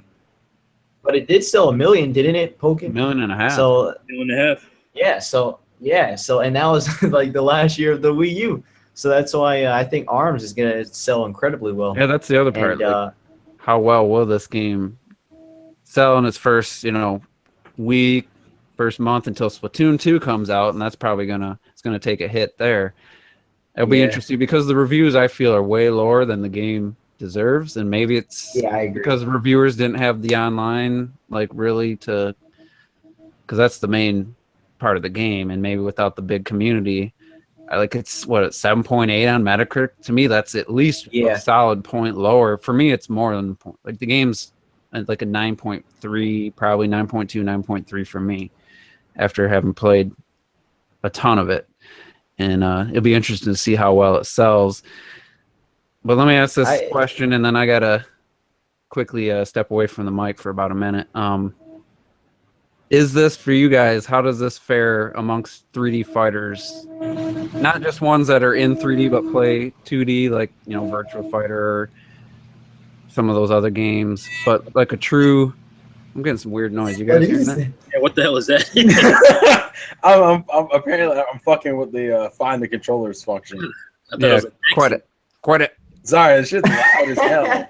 So anyway, how do you feel this game plays as a 3D fighter compared to past 3D fighters? Because I feel, to me, it's the best true 3D fighter I've ever, as far as controlling your character and being able to feel like I can control and do what I want without struggling. How do you guys feel about it as a 3D fighter? I think it's an awesome 3D fighter. Well, that's a fucking surprise. Good game, Robert. Good game. I think. Well, I mean, because what other 3D fighters are there? There's Pokken, right? There's Tekken? Nah. Wait, is Tekken really a 3D? Not Well, really. it's rendered in 3D, but it's technically. Well, no, yeah, it is a 3D fighter because you can move around in the arena. Yeah, it's a 3D fighter. What about I think it was Mortal Kombat, like Deadly Alliance or something like that. It was like a 3D fighter. Most people do. Most people go towards 2D fighters because 2D fighters arguably are easier to deal with because you're fighting in like this 2D plane, so you only got to worry about two directions, and all you really got to worry about is setting up combos. I mean, even that's how Smash X is concerned. So I think that's part of the reason why people lean towards 2D fighters. But I don't know how the 3D fight, because I mean Tekken is popular, but I don't know if I would ever say Tekken's more popular than Street Fighter. So I don't know. To me, You don't really, you you don't see competitive Tekken much. That's what I should say. You don't see a lot of just 3D fighter games in general. So I would ARMS is like amazing that they were able to achieve something that just feels so well in terms of 3D space.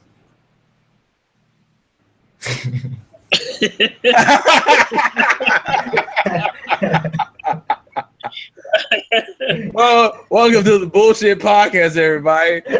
This is where we talk a whole bunch of shit and take no names. My name is Scruffy, and I'm next to. I'm just gonna keep talking about bullshit. Hey, wait, listen, guys. My name is Scruffy, and I'm next to Chocolate Thunder. And it's a really good game on so many different levels, you know. What's going on? This shit is so ridiculous. Opposite choose back in here to enforce the law. We gotta get out. Let's stop playing around now.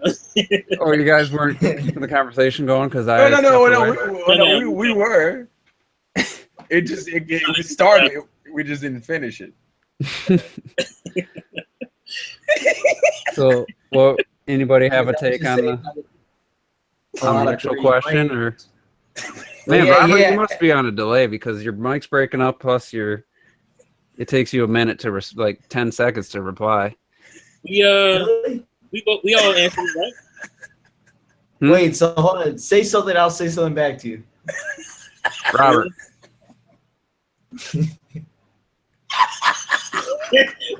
Why didn't you say something back? I did. I said, hey. I didn't hear you. Yeah, you're gonna have to try dropping out and coming back in because it's definitely something going on. It's a huge delay. I was gonna say check the delay, but the minute you hear something, you say something. Okay, say something. Oh. Ready?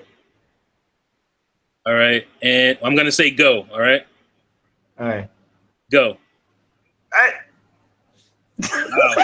You didn't say anything. He said, I didn't even hear it. But anyway, back out. Try restarting your computer or something. Come back in. All right. I'll try. We'll see what happens. I wonder, I don't know. But anyway, I thought there was gonna be more to that. For me to finish saying go, or like that's what it felt like. It's like you're supposed to say it right away.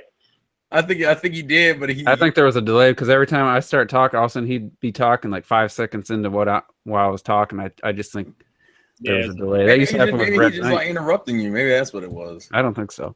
Okay. So did you guys actually have a conversation about the 3D fighter thing or not? Why don't you ask Chocolate Thunder? He'll let you know. Yeah, we did. Okay. Yeah, we did. Yeah, what else? Did I have anything else? I think that might have been it for the topics. What about your first impressions of the update? Come on, Juice. How can you give that?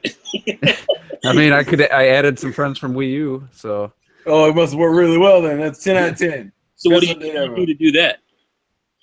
You just go to your friends and go to find friends, and it has icons on the top now of 3DS, Wii U, and smartphone. Yeah. Oh snap! Although, like, all my smartphone friends are like fucking Mitomo. I don't see anybody from Fire Emblem or Mario. Did you All right, know that Robert. apparently on Minecraft for the Switch and how you could like do crossplay. Apparently, they're using some kind of Xbox Live for Switch or something like that. I saw something. Just in the game, you have to sign into Xbox Live through the game. That's interesting. That's you're gonna have Xbox Live on Switch, people. But you don't have to buy Xbox Live, right? They're not talking about. No, you got to log into you have to have an Xbox Live account. Oh, snap. Okay. You have to sell your soul to the Xbox devil. I'd be shocked if you needed to. Why would you need to pay for Xbox Live because you're in play on the Microsoft Switch world now? That's why. But hey, imagine how awesome is that Rocket League and Minecraft are going to be able to play with all these people. Oh, wait, Juice. I know we should talk about why the fuck does Sony not allow the crossplay? That's where I was going to take it. Oh, yeah. I think it's great because I know 3 people that play Rocket League on PC. They've been trying to talk me into buying Rocket League for over a year, and I'm like, well, there you go. Now you I can. don't want to get into that on my computer. And now it's like, as long as it's not a terrible version, but I like for me and my live reaction, which I haven't uploaded yet because it just was taking forever, and so I'll get that up at some point. It's not the most entertaining thing, but I said It's super entertaining. My first I like hearing them describe it. Yeah, it's coming with all the content from up to date content with all the other versions plus exclusive cards. I'm like, see, third parties, that's how you bring a game to the Nintendo platform. It's not that hard of a formula. Just give us everything the other versions have and maybe throw us a few Nintendo exclusive stuff. I mean, I don't see why is that so hard to figure out. We know. Yeah, I mean, I was already going to get it. So I'm planning on buying it as long as it doesn't have major technical issues. I'm buying it on Switch. Which game? I agree. Rocket League? Yeah. Yeah, it's only $20, and you know what? I have it in quotation marks on PS4 because I had it for the for free on the PS Plus, but I never really bought it, so I don't really have it. So now this is gonna be my first time actually buying it. But I thought you get free games with PlayStation Plus though, man. What happened? I ran out, so I can't play it anymore. Isn't that $10 cheaper than the current version? No, it's 20 everywhere, and I think it's probably just going to be digital. 30. That was always 20 on PC on Steam. Well, maybe that was a physical copy. Yeah, so it's all physical copies. Do they have? Is the Switch version? I didn't think the Switch version was going to be physical. I think that's I don't think it's physical. I think that one's still in talks right now. Yeah. Because I think it's like Minecraft right now, where who would get it physical? Yeah. I wouldn't, and that to me, like, I don't need the physical. But Axiom Verge definitely want that physical on the Switch. That's awesome. Oh yeah. Oh boy. What? But I'm super cool. I'm super glad about that. And Switch. Wait, say what? I'm getting both physical Wii U and Switch. You whore. It's coming physical to Wii U too? Yep. Yeah, it is. That's cool. That is weird to me. Is that like the last physical Wii U game? $600 in about 5 or 6 years. You better get that shit. Yo, chill out. Keep it sealed. Hey, listen, T, chill out, man.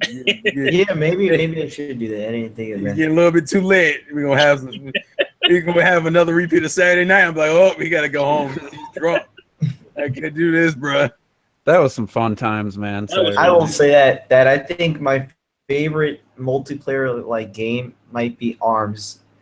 In terms of Arms and Smash, I think that's what it is. Because that's why I put the two together, because like this is the only time we have fun playing multiplayer like this for this long in one session was Smash. Smash, yeah. It's so cool because I also just love that lobby that we can see everyone else. I know. We haven't really done Mario Kart though. Like we haven't really tried, but yeah, but it's to me it's just not as good as battle mode. I think I think in battle mode, if we could get like enough people to like it was mostly us, like mostly people we knew playing in battle mode, I think that could be fun.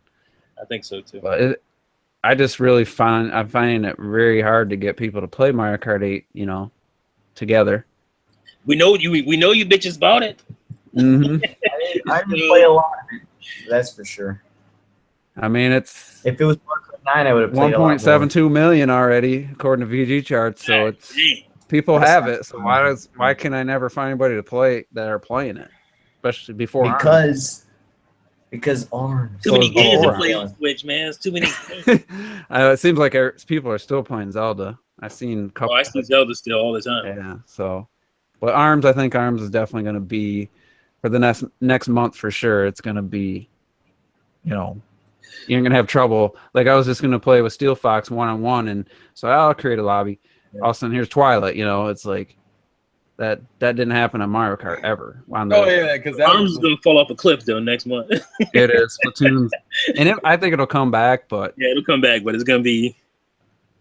they might. That's what I'm Well, I worried think that's about. why they're adding the new character next month instead of this month. They're giving the spectator mode this month. They're like, well, if we get the new character next month, you know, maybe people who don't like guns, they'll like throwing hands like guns. So you know. And I'm so much more excited for Splatoon now that I've seen Salmon Run in action and the single player. It's just like, And it's gonna be more levels to it, not just that one map.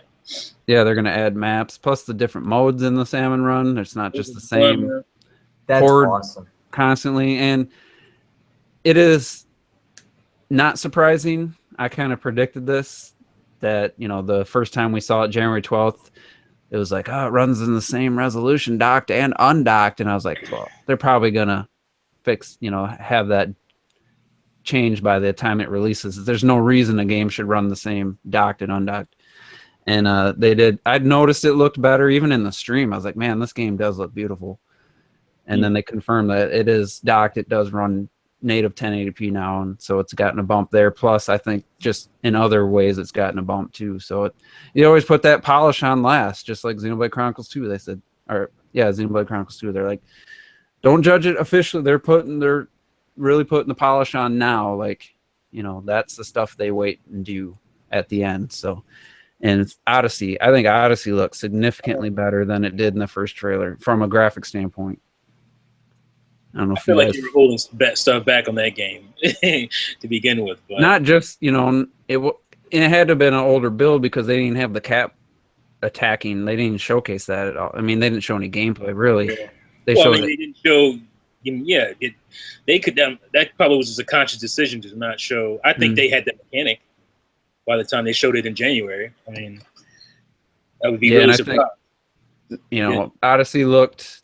Just, I think, from a technical standpoint, it looked better. Obviously, we saw more of the craziness that we're going to experience, so that looked better. But I just think technically it looked like a obviously a more updated version of the visuals, and I think it's going to look even better when it comes out or the next time we see it. You know, that's how they do things. But I was really impressed with how good that game looked. Especially the trailer uploaded on YouTube in 1080p compared to the last trailer, the first trailer. I was always like, man, it don't look like anything the Switch or the Wii U can't do, really, when I first saw it. But now I'm like, yeah, no way the Wii U's could look that good doing all that. I'm surprised by how Nintendo does this with these Mario games. Yeah, they do that. They did it. They've done it with other games too. But they did it with 3D World. Like that second 3D World trailer was way better than the first. And Splatoon, when they showed that single player trailer a month later, that had that really cool music, that won a lot of people over too. So they do that. So, and Robert's seen it in firsthand, Odyssey. And I played it. It's amazing. How did it look? Yeah, first, because it's different. Obviously, you don't even upload it. You know, what do they call it? Compression. Direct feed. Direct feed. Yeah, even uploaded direct feed. You know, you're gonna lose some of the resolution and stuff with uploading to YouTube. How did it look like on the screen? Oh, it's gorgeous. I mean, it's so gorgeous, especially because I played on the desert world. Man, those colors, the animations. Oh man, it just looks beautiful. It does. Super beautiful. Seem to me that Mario runs a little faster, a little more out of control, almost like Sunshine speed. Yeah. He kind of has that more like older running, not like how it feels like in 3D World. That's for sure. What about, I don't know if you remember Mario 64. Well, Mario 64. I mean, he's always felt no. I feel like it feels more like a tighter Sunshine. Yeah, because he's pretty fast and kind of loose and. And yeah, 64. He always feels kind of weird. Like he feels fine, but he doesn't feel as tight as the. Well, I can't take your word for it, youngster, because you don't. Yeah, I haven't played 64 in a while. I played 60. Remember, I 100%ed it. Yeah, All but right, you're so- going back. You know, you didn't play it when it came out, so you're going Oh. back, and it's gonna feel different to you based on that alone. So. All right, so forgot to bring this up earlier. You know, we talked about it last week, and as we were talking about it, they added IGN had the best Nintendo game at E3 nominations, and when I started talking, they only had 3 games, and Sony or PS4 had 8, Xbox One had 8 games, and they only threw Nintendo. They didn't even count like we said, Splatoon 2, ARMS, which I guess that's debatable. Had reviews out already. So they put Rabbids, Odyssey, and Sonic Mania were the only 3 nominations. So I was like, more Nintendo bullshit. Even though the Switch isn't the Wii U, we're still seeing things that they did with the Wii U generation. And then as I was talking, they added Xenoblade Chronicles 2 to the nomination list. But still, ignoring Splatoon 2 and initially ignoring Xenoblade Chronicles 2, and only 3 games are worthy of nominating for best Nintendo game or best Switch game at E3 when PS4 got a bunch of multi-plats that were only shown at Microsoft's press conference. But another little thing that's feeling very Wii U generation bullshit, and Polygon, we know how they are. So they put an article up on like Friday or Saturday, and Star Wars Battlefront is the most viewed trailer at E3, crushing the Mario. And they posted a screenshot. Or no, they didn't. I don't think they had a screenshot. They posted a link to an article, so I click on it. Star Wars Battlefront, 8.7 million views. Mario Odyssey in second place, even though it was a day later than Sony's, at 5.4 million views. So I look at that moment, that article. I mean, it was the top of Twitter feed, so it was just up. And they're at Star Wars Battlefront, 8.7 million. Super Mario Odyssey, they put it at like 5.4, was at 7.7 million. So they had the Star Wars of up-to-date numbers, but they shorted Mario by 2 million. And I was like, that had to have been intentional. It could have been a mistake. No. So what do you guys think? Don't look. What do you think it stands right now? Oh yeah, I can't do it. I already look. I'm sorry. Yeah, I just looked it up. I didn't look, so I'll guess. I'm gonna guess it's over 10. Which one? Mario. All right. What do you think Star Wars is at? Star Wars is probably right there, maybe 9. Yeah, Star Wars now at 9.6. Mario just past 10 million. Yeah. Boom! I didn't even look. I So- swear to Christ. And I guess, during E3 week, technically Star Wars was ahead. But the fact that they had up-to-date numbers for Star Wars, but not current numbers for Odyssey, just feels like intentional again. And it just feels like more than... It is, and I'm gonna dance on these bastards' grave when they're gone, because they don't have Jesus much. Christ. They don't have much longer to be around, and the writing is on the wall for a lot of these sites. Mhm. A lot of these secondary sites, especially when they're doing what they need to do to survive right now, which is console war clickbait bullshit. That's what that is. And first of all, why is that even a contest? Star Wars is Star Wars. Like it's Star Wars. Everybody loves not everybody. Yeah, loves it. to me Everybody that just knows doesn't seem fair. that you would expect, and it's a multi-plat. It's on PC, PS3, PS4, and Xbox One. So it should by default be a couple million ahead of Mario. Well, listen to this. Like, here's the headline: Star Wars Battlefront 2 crushes Mario as most viewed YouTube trailer, and this was June 16th. So I guess maybe they linked it the day after, or no, that was Friday. Yeah, it was Friday. I looked. They said 5.5 for Mario, 8.7, and when I looked Battlefront was at 8.7 and Mario was at 7.7. There's no way it gained 2.2 million views in under an hour that they posted this article. Tactics. I've seen it before. I saw it way back when I was, journalism major. It's the same thing now. It's just like, listen, sorry to cut you off, but someone commented right away. He's not fucking sorry. Super Mario Odyssey trailer has 7.5 million views. I can't imagine it got 2 million views in the last 10 minutes since you posted this article. And so basically just saying what I said. Right. And then the fact that it was out 3 days less time than Star Wars, they kind of mentioned that, but they didn't really. And the article served its purpose. It is a clickbait article. Mm-hmm. Served its purpose. It got its hits. But it's going to come a time where that's not going to work anymore, or it's not going to work for Polygon anymore. Because that's a trash website to begin with. Let's just face it. That I do like that Nick dude that seemed to be in their E3 videos. Maybe I don't know if he's there full time or just for their E3 coverage, because he's a pretty fair fan. And he was the only guy at Rev 3 that when they're talking, next gen this and that in 2013, he's like, yeah, my favorite game was Super Mario World or whatever that year. Yeah, that's when Super Mario 3D World came out. He's like, yeah, that was my favorite game at E3. They all went quiet, like, what? Because they're all talking about, oh my god, Rise looks awesome, like just talking shit. And he was the only real one.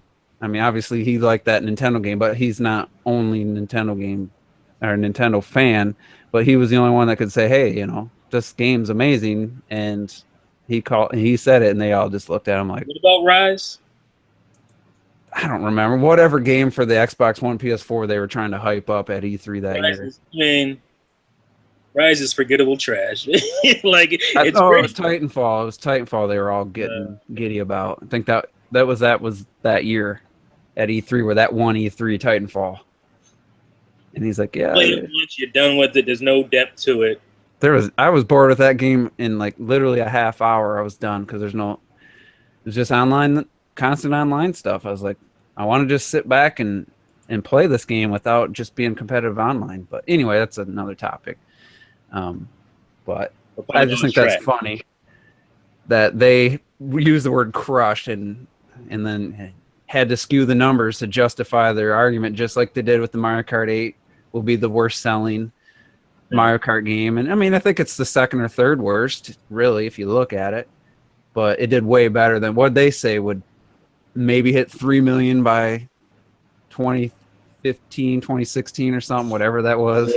Yeah, well, the whole thing is that just shows how strong Mario Kart is, like the whole series as a whole, I mean, the Wii version sold 40 million. They didn't think which is almost 50% attach rate. They didn't think that Mario Kart 8 Deluxe was going to have an impact. Yeah. Nonsense. So, all right. I think we're out of topics, guys. So let's do some final thoughts. Get out of here. Maybe play some ARMS. So let's go to Terrell first.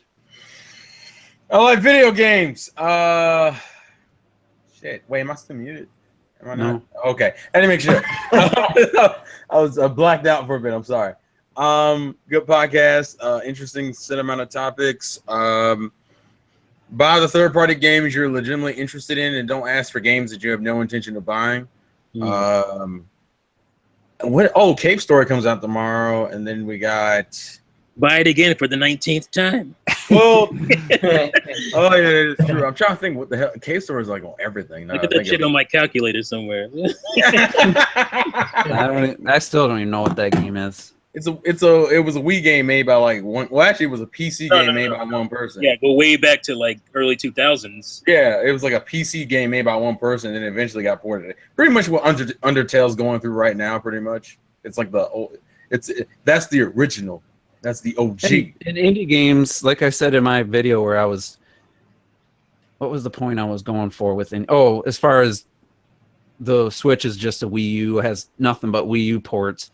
And people are counting indie games on their list of all these Wii U games. That's bullshit. And you're like, you're putting fucking Shovel Knight on there. Shovel Knight's a multi-plat on every console. Indie developers, their main goal is to have their game available on every device possible. Right. That's not a Wii U game. Yeah, it came out that generation. But Minecraft, you can't be like, oh, Minecraft was on the Wii U. Oh, it's another Wii U port. No. No. It's a fucking multi-plat. It's on everything. Those don't count. Yeah, you don't count Minecraft and Rocket League, would you? Yeah, you could make an argument for Fast because that was only on the Wii U and now it's on the Switch. Yeah. It's got a few different levels, but as far as all the other multi-plat indie games, like that's their purpose is to put the game on everything.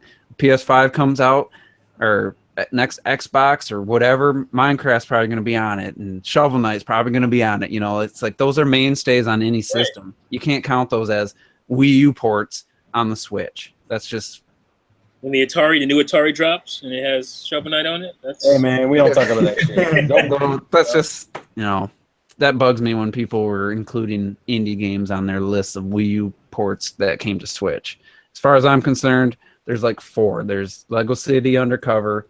And even that, if you did the stipulation of Fast, if you use that stipulation with Lego City, then you kind of, you know, that's almost not a port too because it's also ported to other consoles where Fast isn't. So yeah, I think Lego City is more of just a multiplat at this point. Yeah. But I would take that over any of the indie games they said. But for me, it's Mario Kart 8 Deluxe, Pokemon Tournament, Rayman Legends, which is another multi-plat, but again, came out that generation. It was, but you know, if you really wanted me to be honest, I think Mario Kart 8 Deluxe and Pokemon Tournament are the only ones I consider Wii U ports on the Switch. Everything else is just a multi-plat that's on multiple systems. Yeah, if I was to say specifically Wii U games, I think I have to throw in Lego City because it was built. Yeah, that started as a Wii. Yeah, right. And then the whole Zelda. Well, you can't say Persona 5 just came out on the PS3. Was that a PS3 game that the PS4 got another PS3? Nobody said that. Nobody. No, exactly. That was a cross-generational game. Yeah. So, I mean, it is what it is. I don't know why we got off on that, but. Because somebody said, yeah, fucking interrupted me and shit. What did you say that made me think of that? I don't know. Oh, Cave Story. Yeah, I said Cave Story. I don't think we have anything else coming. There's another thing called Ocean Horn that might be good. It's like Ever Oasis comes out this week. That's or that. I wasn't saying that, but yeah, you know. yeah, but we got 3DS owners, you got a game, and Switch owners, we got a game, and we're probably still playing another game until. The Splatoon. I'll be good till July 21st. Honestly, I'm good. Yeah, I didn't tell. I was going to give my Horizon impressions. I'll do that in my final thoughts. Yeah. So. But other than that, just keep playing games and we should have talked about was that whole Discord showing interest in the Switch, making an app for the Switch. We need something to talk about next week. Okay, fine. Okay, all right. We all right. Anyways, lots of game. Play to win. Thank you guys for watching. All right, Rob, Bert. So what the hell was that? There's only one Robert here, June. I know, but he's so used to Robert. Anyway, go ahead. ARMS is very, very addicting. I keep playing ranked, all that. That's stuck in my head all the time. And it's fun to play with these guys on ARMS, and it's very fun. And it's. I have a name, sir. What you want me to say? Listen to people's complaints. Like everyone had their moment where they'd lose and like, wait, like that punch went right through you. There's gonna be some lag. It happens. I had grabs go right through the character on my screen, went right through somebody, but it sucks. That's gonna happen with online games, but it's anyway. It really is awesome. It was pretty minimal, I'd say. Yeah, like maybe once or twice within. What did we play? Like 4 hours, I think. At least. And Triple J Zoo, if he was listening earlier, he had a little bit of teleporting. He did have some teleporting. He wasn't playing his Ninjara. Little Cray was terrible. He said he's ordering a LAN adapter because it was unplayable.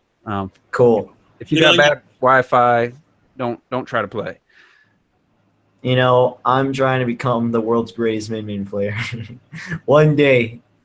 And you know, there's gonna be more games, but for right now, who cares? You got ARMS, just play ARMS. And obviously, you got Splatoon 2 next month, but it's a little bit from now. I'm gonna be focused on ARMS, and I think it's time to go back a little bit older, and I think I'm gonna get back into Sunshine and try to beat that 100%. But we'll see. I don't know what I'm gonna do. I'm in summer vacation now, so now I got time to do more gaming. So yeah, people, have fun gaming on your systems that you have. Oh God. You know? All right. I'm a little jelly at you with your 100% and snake pads. I gotta step my game up. Well, here's a tip. What up? Do whatever you got to do to beat the last level. Then you get an ability to sense where the stuff is in the. Like, you press right click the right, click the right stick down if you're not moving, and you can. The world goes dark, and then the coins and the orbs stand out, and then you can just head in that direction. But I was pretty close. I was at like 93% before I got that. It's still hard. There's some you have to, like, I had to teach myself techniques to figure out how to get places to, like, I can climb a very tall bamboo pole now using what's the little bird.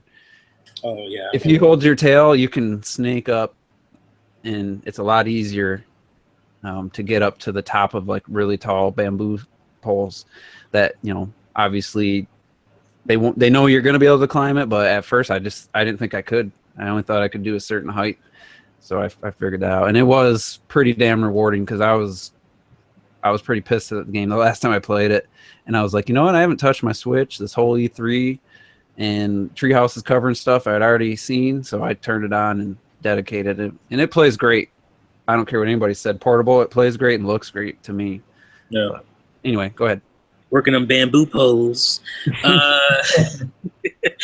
What did you guys mention? Fate Extella, isn't that close or something? Yeah, it's July 25th, I think. Yeah, okay.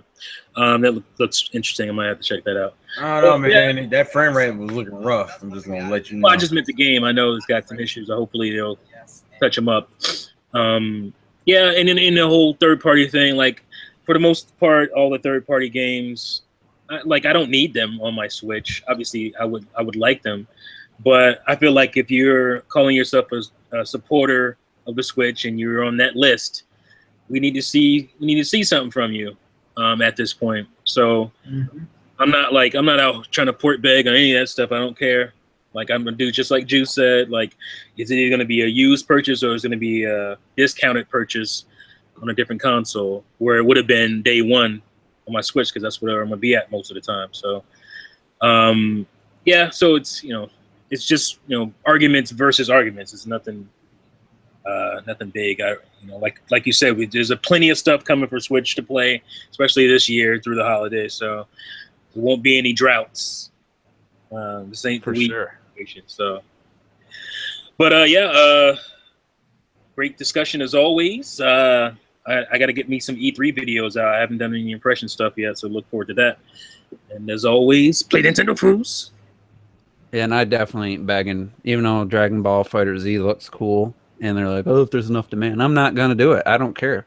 I might tweet them and say, well, if you guys are gonna ask for port bagging, I said, now I'm just not gonna buy your game on any system I have. Or you don't respect me if you ask me to port bag. It's like, I don't know. But anyway, and like I said a couple times, we could be eating our words in a month or two from now. I know for a fact this year nothing's going to change. Like, they already said Call of Duty's not coming. So yeah, they weren't coy about it. They just said it isn't coming. You got to ask Activision. That's what they said for Black Ops 3 on the Wii U that first year, or Advanced Warfighter, whatever was the one in between Ghosts and Black Ops 3. They said the same thing, and it never came. So Advanced Warfighter. Yeah, that one. And so I'm not gonna port bag. I don't care. It would have been cool to have a game like that. I think it would have made me feel like, hey, they're confident. Like, I'm confident in Switch. I know it's already selling great. As long as they can produce more, I think it could surpass the Wii U in its first 12 months. I think it could surpass the Wii U's lifetime if they can get enough manufactured. So that's not it. And like I said, this could change in a month or two, but as it stands right now, after E3, none of these companies came up and stepped up to the plate other than Ubisoft with one Toys of Life game, which actually looks pretty decent. But I just want to say one more quick thing about the third parties. Like, if you like the thing about waiting for the install base, I touched on it a little bit, but I didn't really clarify. Waiting on the install base is not a good decision because that install base is being built up by not your game. Like it's being built up by Nintendo games and this guy's games. And so when you do drop your game, there's no guarantee it's going to sell well just because there's a huge install base. You may have a bunch of people who would never buy your game anyway, you know, if you didn't cultivate the audience. So that's not a good business move either. So that's all I got to say. All right, I'm going to look on the eShop right now, too, just to see what the top sellers are right as of. I don't know how quick. ARMS is right now. How often do they update? Do you guys know? Well, ARMS is up there, so I think it's like once a day, isn't it? I think it's daily, yeah. Now that the top three games are ARMS, Minecraft, and Shantae right now. Okay, and then you got Mighty Gumball. Playgrounds is number 6. You got Shovel Knight at 8. What is that? What? That 3. 3? Shantae? Not number 3, but Mighty Gumball Burst. I didn't even know that was coming out. Oh yeah, I forgot about that. Was that a port? Oh, that looks like a port of a 3DS game. It's not a port. No, it's not a port. Well, it's framed. It looks like a virtual console kind of where it has like it's a framed image. It's not a widescreen image, so yeah, it's a weird. That's why I thought it was 3DS, but I didn't even know that it came out.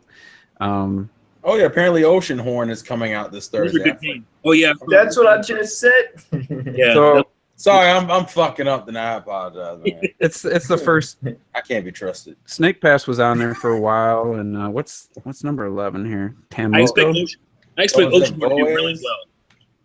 Yeah, because you know Ocean Horn looks like that's the handheld only game.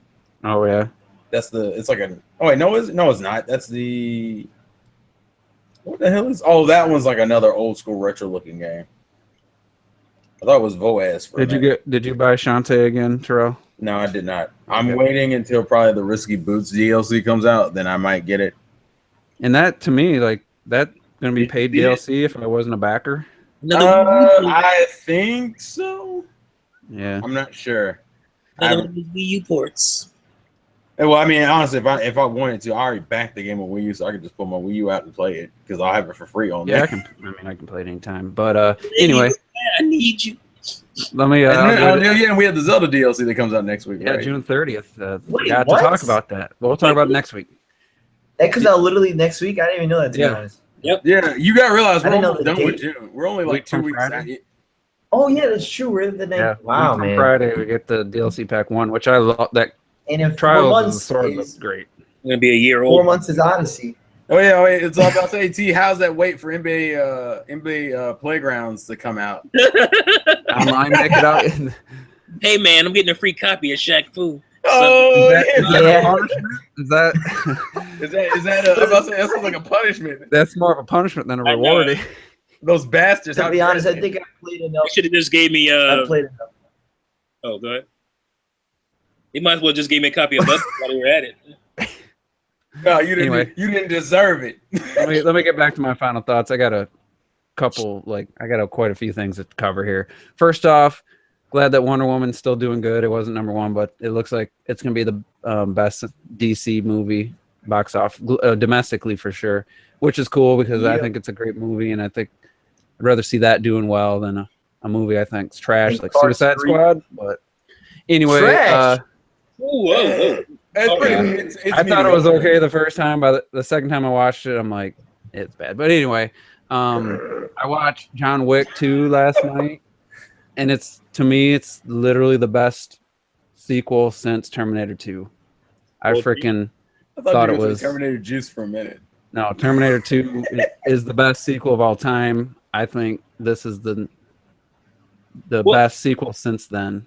John Wick was almost a perfect movie if it wasn't for that final Like that was This that. doesn't have this. The final is the highlight of the movie, so they fixed that. Okay, that's what I'm saying. If they, as long as they fix that and give us more what we got in the first one, I know it's great. I'm waiting. And I think I have to honestly, watch those. like I was telling you, the cinematography is so amazing. Like I usually don't even think about that while watching a movie, and I'm Right. just like, wow, that was an incredible shot. Brooklyn Bridge in like a reflection. Then it like you think you're looking at the Brooklyn Bridge, which people have done similar things, but the way it was colored, it looks so amazing. And then they pan up and they're like walking up the stairs onto a rooftop to go talk to Lawrence Fishburne's character, and the whole camera, you could just tell there's so much attention to they wanted that to have that reflection and then to pan up and then follow the characters in like one shot, and it was just so amazing. Then there was just so many moments like that where I was like just in awe. And like I said, I usually don't even notice the cinematography on the first viewing of a movie until maybe somebody says something. I never heard anyone saying anything about this movie like that, and I'm just like, this director was, I think it was a pair, the first movie. Well, this was one guy did this, the other guy went off, he's doing something, I forget, some pretty big movie, and this guy definitely has the better style, I think. And the fight choreography was amazing. That the whole Hall of Mirrors, like the last 20 minutes of the movie is just amazing. So it's everything in that John Wick was for me, and even more. I think it's better than the first one.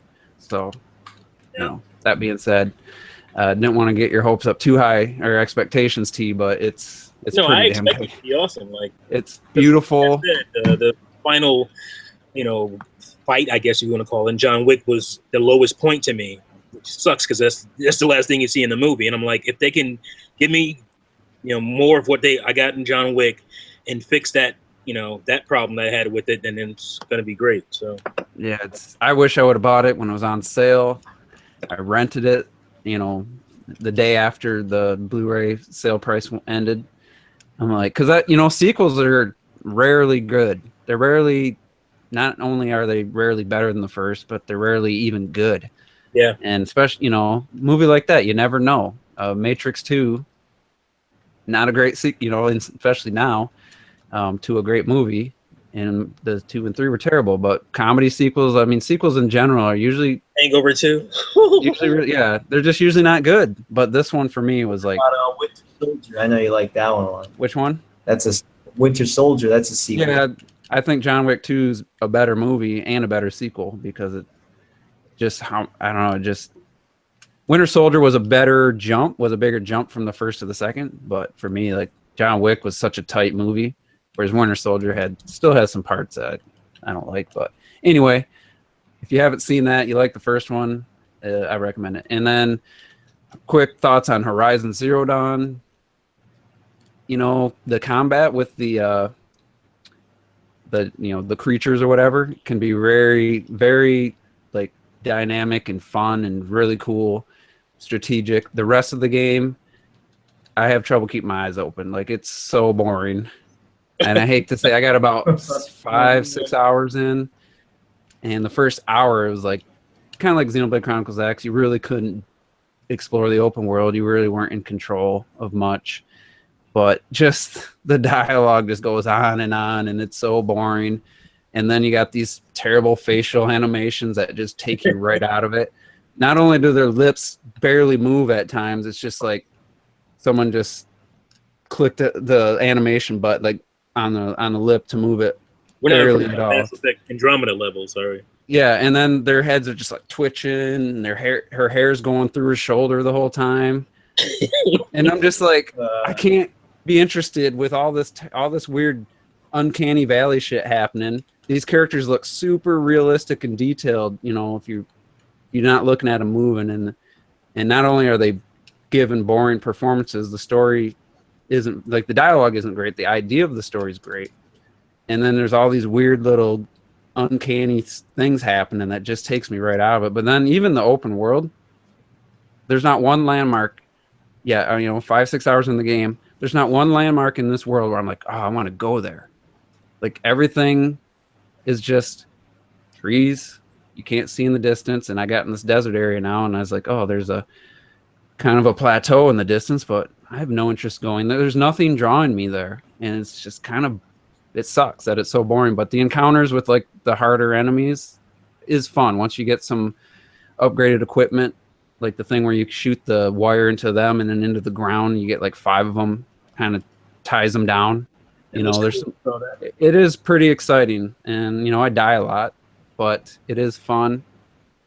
When you're doing that, the rest of the game, like I said, it's just so boring. I got to give Ken Levine huge props. You know, game developer, created BioShock. He said the best thing about Breath of the Wild that most people don't even acknowledge or even realize is how interesting they make almost everything you see in that world, where you want to, oh, I got to go there. Like, I forget what he called it. He had a weird phrase I'd never heard before.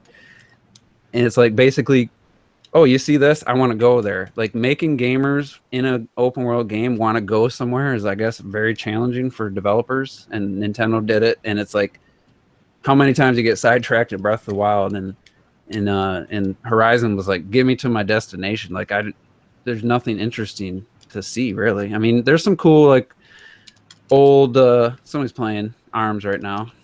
Mute your damn mic.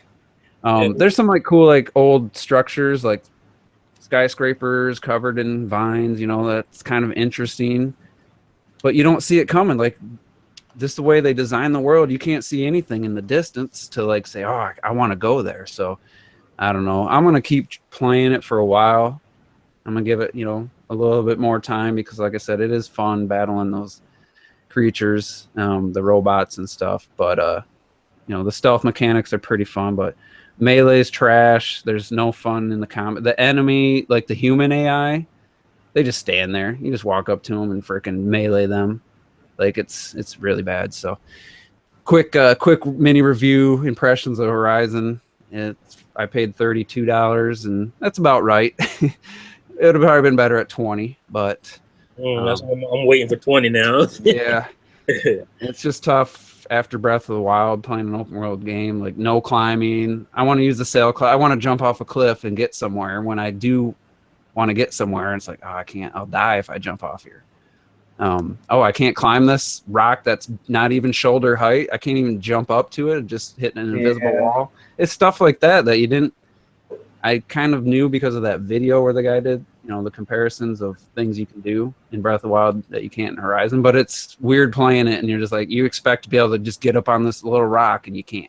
You can do that in Skyrim. Like, that's not a new thing. Yeah, so it's definitely for, you know, the Sony fanboy that, and I might sound like a Nintendo fanboy, but who are like, oh, Zelda's good, but Horizon's definitely better. Like the fucking Kind of Funny podcast guys, you know, the PS4 dick riders. I wanted Horizon to be great. I was the biggest advocate of it in this podcast. We were talking it up for a while before. If it wasn't for Zelda coming out that quick, I would have definitely bought it day one. A quick side note, apparently they now fix the notifications that now it tells you what game a person's on. Like, mine just showed me Shadow Fox and said he was playing Street Fighter, so I guess that's a thing now. Oh, okay. Yeah. But anyway, long final thoughts. I'm gonna check Watch Dogs 2 out, I think, this weekend. I don't think I'm gonna keep playing Horizon. Maybe something will change, but I've heard good things about Watch Dogs 2, and I got that for 20, so I'll probably pick that up. And I figured it'd be a good companion with ARMS to have kind of a bigger scale game to go along with ARMS. So I went on a bit of a spending spree and bought 3 new games on Friday. So new to me, you know, they weren't super new, but anyway, that's it for this podcast. We covered a lot of things, things I didn't even plan on. And next week sounds like we got more to talk about. Discord happening on the Switch. That could be your voice chat solution. You're still going to have to plug in a mic with a wire, though. I'm just going to tell people that right now. And, yeah, so we'll be back next week. We'll see. Maybe we'll have even more news to talk about. If not, we'll find something to talk about. Retro Death will probably be back. He didn't come on because he didn't get ARMS, and he didn't really feel like he could contribute. I think he probably still could have. He could contribute to a lot. And I do want to say, like, that whole grabbing, like, that wasn't even an issue that whole time we played. I mean, that was with us we were talking so we could give each other shit. Hey, you're grabbing again, but Yeah, it you wasn't. know. Yeah, But I don't know how ranked is, but it's really not. It. I found it pretty against the CPU. There's a real easy way to counter block. You just grab. You just block until they grab, and then you punch through it, and then you shock them if you have the right arm on, and then you can grab them. It's a cheap tactic, but it's what you got to do to be a level 5 Grand Prix. You got to do what you got to do. I'm worried about that. That's my next move. When you're playing the AI, you got to whatever it takes. Like that's where I don't care. But when I'm playing, you do everything. You spam your ass off. When I'm playing you guys, I'm not going to sit there and block for 20 seconds until someone tries to grab me. You know, I wouldn't do that because that's just not fun for the other person. So anyway, great podcast, guys, and we'll see everybody next week, and who knows what we'll be talking about, but it'll probably be something coming up. So look forward to that, and everybody have a good week until we see you next time.